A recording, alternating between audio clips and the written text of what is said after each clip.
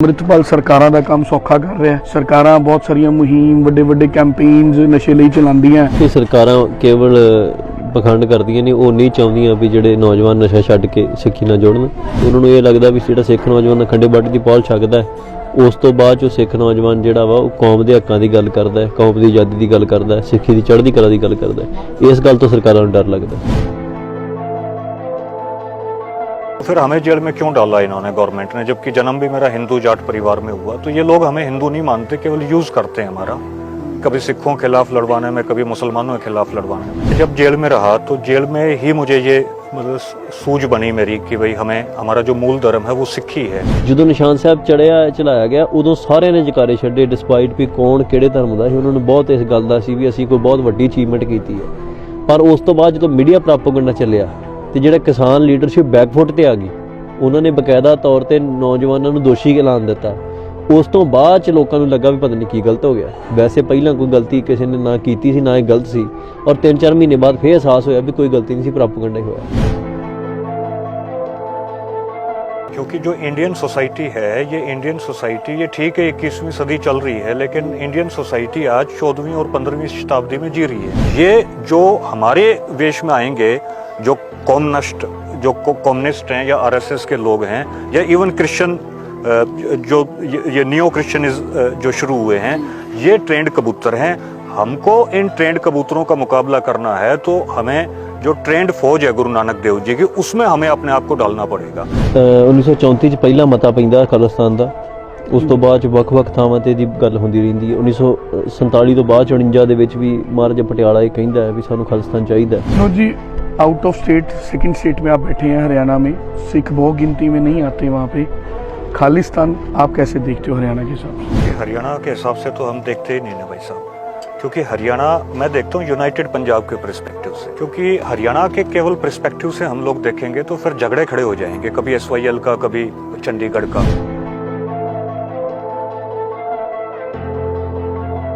United Punjab का राज, उसको चाहे खालिस्तान का राज कह लो, चाहे हलीमी राज कह लो, चाहे बेगमपुरा कह लो, जो है वो घूम फिर के बात आती है। खालिस्तान जो शब्द है ना, वो हमारी होंद से जुड़ा हुआ शब्द है।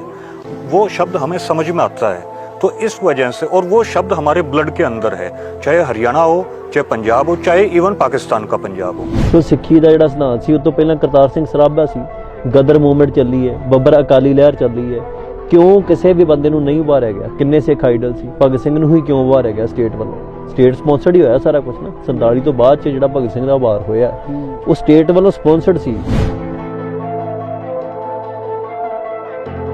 ਤੁਸੀਂ ਹਰਿਆਣੇ 'ਚ ਐਂਟਰ ਕੀਤਾ ਸੀ, ਕਿੰਨਾ ਚਿਰ ਸਾਨੂੰ ਰਿਅਲਾਈਜ਼ ਨਹੀਂ ਹੋਇਆ ਵੀ ਪੰਜਾਬ ਤੋਂ ਬਾਹਰ ਚਲ ਗਏ ਤੇ ਹਰਿਆਣੇ 'ਚ ਐਂਟਰ ਹੋ ਗਏ। ਕੋਈ ਕਲਚਰਲ ਡਿਫਰੈਂਸ ਨਹੀਂ ਹੈਗਾ।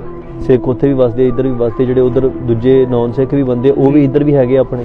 ਮੈਂ ਇਹ ਗੱਲ ਕਹਿਣਾ ਵੀ ਅਸੀਂ ਕਿਵੇਂ ਦਾ ਵੀ ਰਾਜ ਚਲਾਈਏ, ਕਿਵੇਂ ਦਾ ਵੀ ਚਲਾਈਏ, ਮਾੜਾ ਚਲਾਈਏ ਚੰਗਾ ਚਲਾਈਏ, ਕਿਸੇ ਦਾ ਕੰਸਰਨ ਨਹੀਂ ਹੋਣਾ ਚਾਹੀਦਾ। ਅਸੀਂ ਆਪਣਾ ਰਾਜ ਚਲਾਉਣਾ।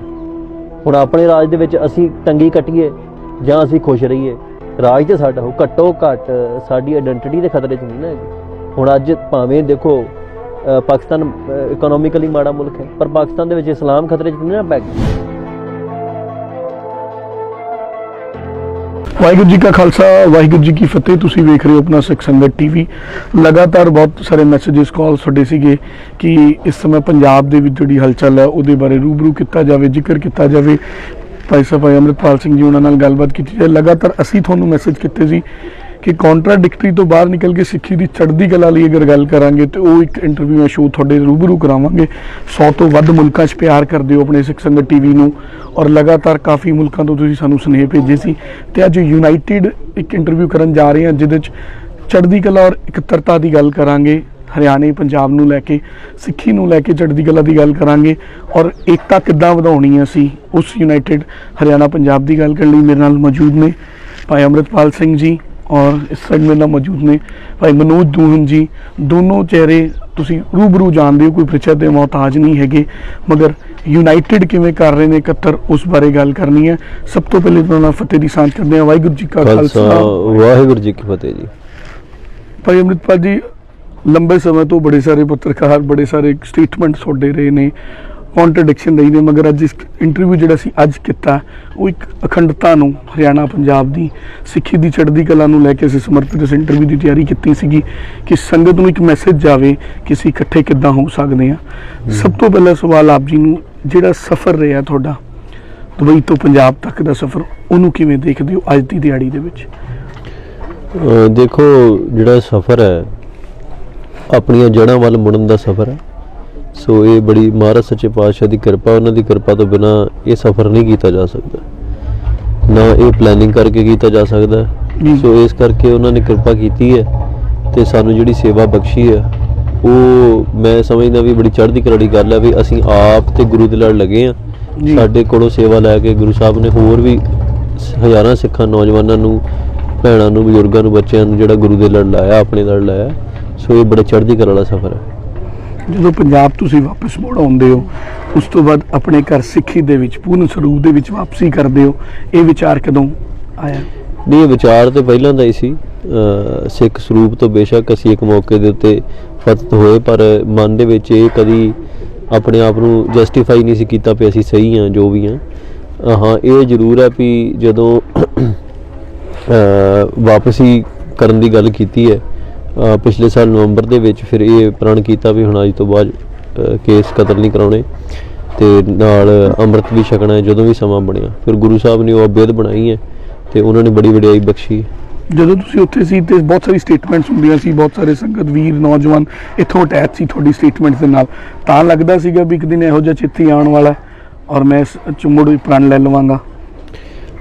ਨਹੀਂ, ਦੇਖੋ, ਜਦੋਂ ਆਪਾਂ ਗੱਲ ਕਰਦੇ ਹਾਂ ਸਿੱਖੀ ਦੀ ਚੜ੍ਹਦੀ ਕਲਾ ਲਈ, ਤੇ ਇਹ ਵੀ ਸਭ ਤੋਂ ਅਹਿਮ ਹਿੱਸਾ ਹੈ ਵੀ ਸਿੱਖੀ ਦੀ ਚੜ੍ਹਦੀ ਕਲਾ ਵਾਸਤੇ ਜ਼ਰੂਰੀ ਹੈ ਵੀ ਅਸੀਂ ਸਿੱਖੀ ਸਰੂਪ ਦੀ ਜਿਹੜੀ ਪਾਲਣਾ ਕਰੀਏ। ਸੋ ਇਸ ਕਰਕੇ ਉੱਥੋਂ ਵੀ ਇਹ ਲੱਗਦਾ ਸੀ ਤੇ ਇੱਥੇ ਉੱਥੋਂ ਆਉਣ ਤੋਂ ਪਹਿਲਾਂ ਹੀ ਪ੍ਰਣ ਕੀਤਾ ਤੇ ਇੱਥੇ ਆ ਕੇ ਇਹ ਨਹੀਂ ਸੀ ਪਤਾ ਵੀ ਇੰਨੀ ਸੰਗਤ ਜੁੜ ਕੇ ਨਾਲ ਅਸੀਂ ਇਕੱਠੇ ਕਰਾਂਗੇ ਅੰਮ੍ਰਿਤਪਾਨ, ਪਰ ਇੰਨਾ ਜ਼ਰੂਰ ਸੀ ਵੀ ਆਪ ਤੇ ਕਰਨਾ ਹੀ ਹੈ। ਆ ਕੇ ਕਰਨ ਤੋਂ ਬਾਅਦ ਇਹ ਨਹੀਂ ਲੱਗਦਾ ਵੀ ਅੰਮ੍ਰਿਤਪਾਲ ਸਰਕਾਰਾਂ ਦਾ ਕੰਮ ਸੌਖਾ ਕਰ ਰਿਹਾ? ਸਰਕਾਰਾਂ ਬਹੁਤ ਸਾਰੀਆਂ ਮੁਹਿੰਮ, ਵੱਡੇ ਵੱਡੇ ਕੈਂਪੇਨਸ ਨਸ਼ੇ ਲਈ ਚਲਾਉਂਦੀਆਂ ਔਰ ਅੰਮ੍ਰਿਤਪਾਲ ਜੀ ਦੇ ਆਉਣ ਤੋਂ ਬਾਅਦ ਅੰਮ੍ਰਿਤ ਛਕਣ ਲੱਗ ਗਏ, ਨਸ਼ੇ ਤੋਂ ਦੂਰ ਹੋ ਰਹੇ ਨੇ ਔਰ ਫਿਰ ਵੀ ਸਰਕਾਰਾਂ ਤੰਗ ਨੇ, ਕੰਮ ਸੌਖਾ ਹੋ ਰਿਹਾ ਮਰ ਤੰਗੀ ਵੱਧ ਰਹੀ ਹੈ। ਇਹਦੇ ਲਈ ਕੀ ਸਿੱਖਦੇ ਹੋ? ਇਹ ਸਰਕਾਰਾਂ ਕੇਵਲ ਪਖੰਡ ਕਰਦੀਆਂ ਨੇ, ਉਹ ਨਹੀਂ ਚਾਹੁੰਦੀਆਂ ਵੀ ਜਿਹੜੇ ਨੌਜਵਾਨ ਨਸ਼ਾ ਛੱਡ ਕੇ ਸਿੱਖੀ ਨਾਲ ਜੁੜਨ। ਉਹ ਉੱਤੋਂ ਬਹੁਤ ਕੁਝ ਕਰਦੇ ਨੇ। ਇਸ ਕਰਕੇ ਸਰਕਾਰਾਂ ਲਈ ਤੇ ਪਖੰਡ ਹੈ, ਸਾਡੇ ਵਾਸਤੇ ਉਹਨਾਂ ਨੂੰ ਇਹ ਲੱਗਦਾ ਵੀ ਜਿਹੜਾ ਸਿੱਖ ਨੌਜਵਾਨ ਖੰਡੇ ਬਾਟੇ ਦੀ ਪਹੁਲ ਛਕਦਾ ਉਸ ਤੋਂ ਬਾਅਦ ਜੋ ਸਿੱਖ ਨੌਜਵਾਨ ਜਿਹੜਾ ਵਾ ਉਹ ਕੌਮ ਦੇ ਹੱਕਾਂ ਦੀ ਗੱਲ ਕਰਦਾ ਹੈ, ਕੌਮ ਦੀ ਆਜ਼ਾਦੀ ਦੀ ਗੱਲ ਕਰਦਾ ਹੈ, ਸਿੱਖੀ ਦੀ ਚੜ੍ਹਦੀ ਕਲਾ ਦੀ ਗੱਲ ਕਰਦਾ ਹੈ। ਇਸ ਗੱਲ ਤੋਂ ਸਰਕਾਰਾਂ ਨੂੰ ਡਰ ਲੱਗਦਾ। ਮਗਰ ਤੁਸੀਂ ਇਹਨੂੰ ਮੰਨਦੇ ਹੋ ਕਿ ਸਰਕਾਰਾਂ ਦਾ ਕੰਮ ਸੌਖਾ ਹੋ ਰਿਹਾ ਹੈ? ਨਸ਼ੇ ਦੇ ਲਈ ਬਹੁਤ ਸਾਰੀ ਮੁਹਿੰਮ ਸੇ ਕਾਫੀ ਸਰਕਾਰ ਬਜਟ ਵੀ ਖਰਚਦੀ ਹੈ। ਅੱਜ ਤੁਹਾਡੇ ਕੋਲ ਮੈਂ ਦੇਖ ਰਿਹਾ ਕੱਲ ਤੋਂ ਆਇਆ ਹੋਇਆ ਸੀਗਾ ਕਿ ਬਹੁਤ ਸਾਰੇ ਸਿੰਘ ਆਏ ਹੋਏ ਨੇ, ਬਹੁਤ ਸਾਰੇ ਵੀਰ ਆਏ ਨੇ ਜਿਹੜੇ ਨਸ਼ਾ ਛੱਡਣ ਦਾ ਪ੍ਰਣ ਕਰ ਰਹੇ ਨੇ। ਕੰਮ ਸੌਖਾ ਮਗਰ ਫਿਰ ਵੀ ਸਾਥ ਨਹੀਂ ਮਿਲ ਰਿਹਾ। ਦੇਖੋ, ਸਰਕਾਰਾਂ ਦਾ ਸਾਥ ਸਾਨੂੰ ਚਾਹੀਦਾ ਵੀ ਨਹੀਂਗਾ, ਸੰਗਤ ਦਾ ਸਾਥ ਸਾਨੂੰ ਮਿਲ ਰਿਹਾ, ਇਹੋ ਹੀ ਬਹੁਤ ਹੈ। ਹਾਂ, ਇਹ ਹੈ ਵੀ ਉਹਨਾਂ ਨੇ ਸਿਰਫ ਜਿਹੜਾ ਵਾ ਪੈਸਾ ਅਲਾਉਟ ਕਰਨਾ ਹੁੰਦਾ ਹੈ, ਫੰਡ ਅਲਾਉਟ ਕਰਨੇ, ਕਰੋੜਾਂ ਅਰਬਾਂ ਰੁਪਈਏ ਜਿਹੜੇ ਨੇ ਸੰਗਤ ਦੇ, ਲੋਕਾਂ ਦੇ ਟੈਕਸ ਦੇ, ਉਹ ਦਿਖਾ ਦੇਣੇ ਵੀ ਅਸੀਂ ਨਸ਼ਾ ਛਡਾਉਣ ਦੀ ਇੰਨੇ ਪੈਸੇ ਖਰਚੇ ਆ। ਪਰ ਉਹਦਾ ਉਲਟਾ ਅਸਰ ਕੀ ਹੈ ਵੀ ਜਿਹੜੀ ਇਹਨਾਂ ਨੇ ਗੋਲੀ ਦੇਣੀ ਸ਼ੁਰੂ ਕਰਤੀ ਸੈਂਟਰਾਂ 'ਚ ਜੀਭ ਤੇ ਰੱਖਣ ਵਾਲੀ, ਜੀਭ ਥੱਲੇ, ਉਹ ਉਤੋਂ ਵੀ ਭੈੜਾ ਨਸ਼ਾ ਹੈ। ਉਹਦੀਆਂ ਕਈ ਜਿਹੜੇ ਨੌਜਵਾਨ ਜਿਨ੍ਹਾਂ ਦੀ ਮੌਤ ਹੋਈ ਹੈ, ਉਸੇ ਗੋਲੀ ਨੂੰ ਉਹ ਜਿਹੜਾ ਪਾਣੀ 'ਚ ਪਾ ਕੇ ਤੇ ਉਹਦਾ ਟੀਕਾ ਲਾ ਲੈਂਦੇ ਨੇ, ਉਹਦੇ ਨਾਲ ਫਿਰ ਉਹ ਮਰ ਜਾਂਦੇ ਨੇ। ਬਹੁਤ ਬਹੁਤ ਨੌਜਵਾਨਾਂ ਦੀ ਇਸ ਚੱਕਰ 'ਚ ਮੌਤ ਹੋ ਗਈ। ਸੋ ਸਰਕਾਰਾਂ ਵੀ ਨਸ਼ਾ ਛਡਾਉਣ ਦੀ ਜਗ੍ਹਾ ਨਵਾਂ ਨਸ਼ਾ ਲਵਾ ਰਹੀਆਂ ਨੇ, ਜਿਹੜਾ ਉਹਦੇ ਨੂੰ ਵੀ ਭੈੜਾ ਸਿੰਥੈਟਿਕ ਡਰੱਗ 'ਚੋਂ ਬਾਹਰ ਨਿਕਲਣ ਦੇ ਇਹ ਤਰੀਕੇ ਨਹੀਂ ਹੈਗੇ। ਮੈਡੀਕਲ ਜਿਹੜੀ ਫੈਸਿਲਿਟੀਜ਼ ਪ੍ਰੋਵਾਈਡ ਕਰਨੀਆਂ ਨੌਜਵਾਨਾਂ ਨੂੰ ਇਹ ਜ਼ਰੂਰੀ ਹੈ, ਪਰ ਇਹਦਾ ਅਰਥ ਇਹ ਨਹੀਂ ਵੀ ਤੁਸੀਂ ਹੁਣ ਇੱਥੇ ਪਿਛਲੇ ਇੱਕ ਧਰਨਾ ਲੱਗਾ ਸੀ, ਨੌਜਵਾਨਾਂ ਨੇ ਜਿਹੜੇ ਅਮਲੀ ਸੀ ਮੁੰਡੇ, ਜਦੋਂ ਜ਼ੁਬਾਨ ਵਾਲੀਆਂ ਗੋਲੀਆਂ ਮਿਲਣੋਂ ਬੰਦ ਹੋ ਗਈਆਂ ਤੇ ਉਹਨਾਂ ਨੇ ਧਰਨਾ ਲਾਤਾ ਹਰੀਕੇ ਦੇ ਵਿੱਚ ਵੀ ਸਾਨੂੰ ਗੋਲੀਆਂ ਚਾਹੀਦੀਆਂ। ਸੋ ਇਹਦਾ ਅਰਥ ਹੈ ਵੀ ਜਿਹੜੀ ਚੀਜ਼ ਨਸ਼ਾ ਛਡਾਉਣ ਨੂੰ ਦਿੱਤੀ ਜਾ ਰਹੀ ਉਹ ਖੁਦ ਇੱਕ ਨਸ਼ਾ ਹੈ, ਇੱਦਾਂ ਨਹੀਂ ਹੋਣਾ ਚਾਹੀਦਾ। ਤੇ ਤੁਸੀਂ ਇਹਦੇ ਲਈ ਕੀ ਫੈਨੋਮੀਨਾ ਯੂਜ਼ ਕਰਦੇ ਹੋ? ਅਗਰ ਸਰਕਾਰਾਂ ਇਹ ਤਰੀਕਾ ਅਪਣਾ ਰਹੀਆਂ ਇਹਨੂੰ, ਸੋ ਤੁਸੀਂ ਸਹਿਮਤ ਨਹੀਂ? ਤੁਹਾਡੇ ਕੋਲ ਕੀ ਤਰੀਕਾ ਹੈ ਨਸ਼ਾ ਛਡਾਉਣ ਦਾ? ਨਹੀਂ, ਸਾਡੇ ਕੋਲ ਤਾਂ ਕੇਵਲ ਗੁਰੂ ਸਾਹਿਬ ਦਾ ਨਾਮ ਬਣੀ ਹੈ, ਉਹਨਾਂ ਦੀ ਜਿਹੜੀ ਸਿੱਖਿਆ ਹੀ ਹੈ। ਔਰ ਜਿਹੜੀ ਮਾੜੀ ਮੋਟੀ ਜਦੋਂ ਨਸ਼ਾ ਛੱਡਣਾ ਤੰਗੀ ਆਉਂਦੀ ਹੈ, ਉਹਦੇ ਲਈ ਕੋਈ ਜਿਹੜੀ ਡਾਕਟਰੀ ਸਹਾਇਤਾ, ਉਹ ਇੱਥੇ ਸਿੰਘ ਆ ਜਾਂਦੇ ਨੇ ਵਾਲੰਟੀਅਰ, ਉਹ ਆਪਣੇ ਤੌਰ ਤੇ ਆ ਕੇ ਇਹਨਾਂ ਦੀ ਦੇਖ ਰੇਖ ਕਰਦੇ ਨੇ। ਸਰੀਰਕ ਕਮਜ਼ੋਰੀ ਆਉਂਦੀ ਹੈ ਉਹਦੇ ਲਈ ਜਿਹੜੀ ਖੁਰਾਕ ਖੁੱਲੀ ਇੱਥੇ ਗੁਰੂ ਸਾਹਿਬ ਦਾ ਲੰਗਰ ਚੱਲਦਾ ਰਹਿੰਦਾ ਜੀ ਸੋ ਇਹ ਆ ਵੀ ਨੌਜਵਾਨ ਸੇਵਾ 'ਚ ਸਿਮਰਨ ਦੇ ਵਿੱਚ ਸੰਗਤ ਪੰਗਤ ਜਿਹੜੀ ਆ ਇਹਦੇ ਨਾਲ ਹੀ ਬਦਲਦੇ ਨੇ। ਸਾਡੇ ਕੋਲ ਕੋਈ ਇਹੋ ਜਿਹਾ ਫਾਰਮੂਲਾ ਨਹੀਂ ਵੀ ਜਿਹੜਾ ਘੋਲ ਕੇ ਕਿਸੇ ਨੂੰ ਪਿਆ ਦੇਣਾ। ਇਹ ਗੁਰੂ ਕੀ ਬਾਣੀ ਖੰਡੇ ਬਾਟੇ ਦੀ ਪੌਲ ਛਕਣ ਦੇ ਨਾਲ ਹੀ ਸਾਰਾ ਕੁਝ ਠੀਕ ਹੁੰਦਾ। ਜਦ ਤੋਂ ਇਹ ਪ੍ਰੋਸੈਸ ਇੱਥੇ ਸ਼ੁਰੂ ਕੀਤਾ ਗਿਆ ਨੌਜਵਾਨਾਂ ਲਈ, ਤੁਸੀਂ ਦੇਖਦੇ ਹੋ ਰੈਗੂਲਰ ਫੋਲੋਅਪ ਲੈਂਦੇ ਹੋ ਇਹਨਾਂ ਨੌਜਵਾਨਾਂ ਦਾ, ਤਬਦੀਲੀ ਹੈ ਇਹਨਾਂ ਦੇ ਅੰਦਰ? ਨਹੀਂ ਬਿਲਕੁਲ, ਦੇਖੋ ਇਹ ਨੌਜਵਾਨ ਪਹਿਲਾਂ ਤਾਂ ਕੇਸ ਕਤਲ ਕਰਨੇ ਬੰਦ ਕਰ ਦਿੰਦੇ ਨੇ ਜਦੋਂ ਤੋਂ ਇੱਥੇ ਆਉਂਦੇ ਨੇ, ਜੇ ਕੋਈ ਹੈਗੇ ਨੇ ਪਤਿਤ ਨੇ। ਜੀ ਦੂਜਾ ਵਾ ਫਿਰ ਇੱਥੇ ਆ ਕੇ ਉਹ ਸੰਗਤ ਦੀ ਸੇਵਾ ਕਰਦੇ ਨੇ, ਜਿਹੜੀ ਸੰਗਤ ਆਉਂਦੀ ਹੈ। ਜੀ ਫਿਰ ਉਹ ਸਵੇਰੇ ਤੜਕੇ ਉੱਠ ਕੇ ਇਸ਼ਨਾਨ ਕਰਕੇ ਨਿਤਨੇਮ ਕਰਦੇ ਨੇ ਪੱਕਾ, ਸ਼ਾਮ ਨੂੰ ਰਹਿਰਾ ਸਾਹਿਬ ਕਰਦੇ ਨੇ, ਦਿਨੇ ਵੀ ਉਹ ਆਪਣਾ ਜਾਪ ਕਰਦੇ ਰਹਿੰਦੇ ਨੇ ਬਾਣੀ ਦਾ। ਸੋ ਉਹਦੇ ਨਾਲ ਬੜੀ ਤਬਦੀਲੀ ਆਉਂਦੀ ਹੈ ਉਹਨਾਂ ਦੇ ਵਿੱਚ। ਮੈਂਟਲ ਸਟਰਕਚਰ ਵੀ ਡਿਫਰ ਕਰਦਾ ਉਹਨਾਂ ਦਾ? ਹਾਂ, ਸਾਰਾ ਕੁਝ ਬਦਲ ਜਾਂਦਾ ਹੈ। ਦੇਖੋ ਸਰੀਰ ਵੀ ਤੰਦਰੁਸਤ ਹੋ ਜਾਂਦਾ, ਮਨ ਵੀ ਤੰਦਰੁਸਤ ਹੋ ਜਾਂਦਾ, ਗੁਰੂ ਦੀ ਬਾਣੀ ਨਾਲ ਜੁੜੇ ਰਹਿੰਦੇ ਨੇ। ਬਿਲਕੁਲ। ਉੱਥੇ ਹੀ ਸਾਡੇ ਨਾਲ ਮੇਰੇ ਸਾਥ ਮੌਜੂਦ ਨੇ ਵੀਰ ਮਨੋਜ ਦੂਹਨ ਜੀ, ਜਿਨ੍ਹਾਂ ਨੇ ਬਹੁਤ ਵੱਡੀ ਘਰ ਵਾਪਸੀ ਕੀਤੀ ਹੈ, ਕਿਸਾਨ ਅੰਦੋਲਨ 'ਚ ਬਹੁਤ ਵੱਡਾ ਯੋਗਦਾਨ ਹੈ। ਉਹ ਵੀ ਸਾਡੇ ਨਾਲ ਮੌਜੂਦ ਨੇ। ਹਰਿਆਣੇ 'ਚ ਬਹੁਤ ਡਿਫਰੈਂਟ ਤਰੀਕੇ ਨਾਲ ਜਿਹੜਾ ਪ੍ਰਚਾਰ ਉਹ ਸਿੱਖੀ ਨਾਲ ਜਿਹੜੇ ਵੀਰ ਘਰ ਵਾਪਸ ਆਉਣਾ ਚਾਹੁੰਦੇ ਨੇ ਉਹਨਾਂ ਨੂੰ ਜੋੜ ਰਹੇ ਨੇ। ਉਹਨਾਂ ਨਾਲ ਗੱਲਬਾਤ ਕਰਦੇ ਹਾਂ। ਮਨੋਜ ਜੀ, ਕਿਵੇਂ ਲੱਗਦਾ ਘਰ ਵਾਪਸੀ ਹੋਈ ਹੈ, ਸਿੱਖੀ 'ਚ ਵਾਪਸੀ ਹੋਈ ਹੈ, ਤੁਸੀਂ ਕੀ ਇਹਦੇ 'ਚ अपनी प्रक्रिया देते हो? एक तो मेरी विनर भाई ये रिक्वेस्ट है कि भाई अब मनोज दुहन नहीं, अब तो मनोज सिंह दुहन हो गए। मनोज सिंह दुहन हाँ, क्योंकि अब तो ऐसा हो गया माइंडसेट कि कोई मनोज दुहन कहे ना तो थोड़ा सा दिमाग में भी पिंच होती हैं चीजें, क्योंकि जिस चीज को आप छोड़ के आए हैं जी तो वो तो छूट ही गई ना।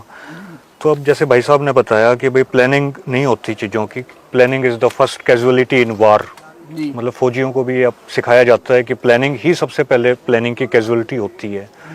तो उसमें मैं जब जेल में रहा तो जेल में ही मुझे ये मतलब सूझ बनी मेरी कि भाई हमें हमारा जो मूल धर्म है वो सिक्खी है। और जेल के अंदर मैं आपको एक छोटा सा तजर्बा अपना शेयर करूं कि मैं जेल के अंदर 9 महीने हॉस्पिटल में भी रहा। 3 साल 9 महीने जेल में रहा, तो 9 महीने में हॉस्पिटल में रहा, जहाँ चेंज होती है जो हॉस्पिटल के लिए। हाँ, या एडमिट रहे आप? एडमिट मतलब कि मैं हॉस्पिटल में रहा 9 महीने। उसके अंदर हॉस्पिटल में ज्यादातर लोग जो थे ना वो नशे के ही आदी थे हॉस्पिटल में, और जिनको अमली थे जो मान लो जो जैसे भाई साहब ने बताया जो अफीम लेते थे, उनको अफीम छुड़वाने के लिए जो है वो ट्रामाडोल के कैप्सूल दिए जाते थे। और ट्रामाडोल जो है बाद में अपने आप में एक ड्रग बन गई। तो क्यों ड्रग बन गया वो? जो छुड़वाने के लिए दिया गया ना वो अपने आप में एक उस चीज का नशा करने लग गए लोग। हाँ हाँ।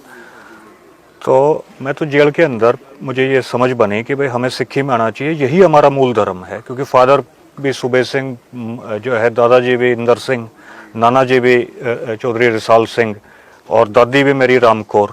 तो फिर हमें जेल में क्यों डाला इन्होंने गवर्नमेंट ने, जबकि जन्म भी मेरा हिंदू जाट परिवार में हुआ। तो ये लोग हमें हिंदू नहीं मानते, केवल यूज करते हैं हमारा, कभी सिखों के खिलाफ लड़वाने में, कभी मुसलमानों के खिलाफ लड़वाने में।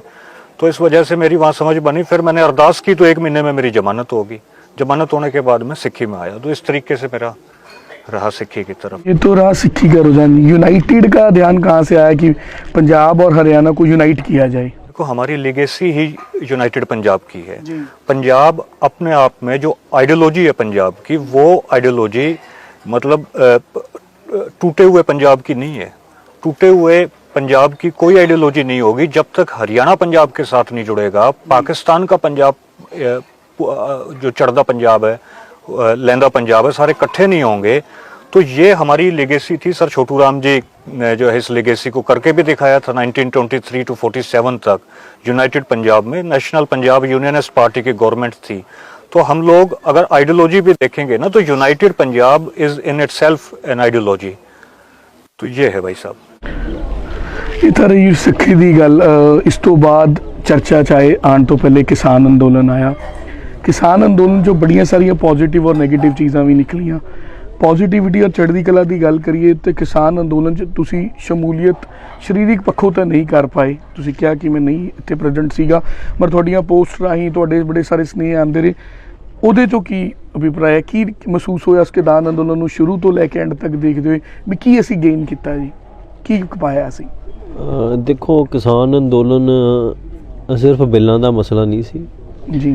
ਜਿਹੜਾ ਪੰਜਾਬ ਹਰਿਆਣਾ ਜਿਹੜੇ ਇੱਥੋਂ ਦੇ ਲੋਕਾਂ ਦੇ ਵਿੱਚ ਨਾ ਇੱਕ ਬੇਵਿਸ਼ਵਾਸੀ ਹੈ ਦਿੱਲੀ ਦੇ ਪ੍ਰਤੀ ਜੀ। ਉਹ ਇੱਕ ਮੌਕੇ ਤੇ ਆਣ ਕੇ ਕਿਸਾਨ ਅੰਦੋਲਨ ਜਿਹੜਾ ਸੀ ਉਹਦਾ ਚੈਨਲਾਈਜ਼ ਉਹਨੂੰ ਕੀਤਾ ਉਹਨੇ, ਮਤਲਬ ਉਹ ਚੈਨਲ ਬਣ ਗਿਆ।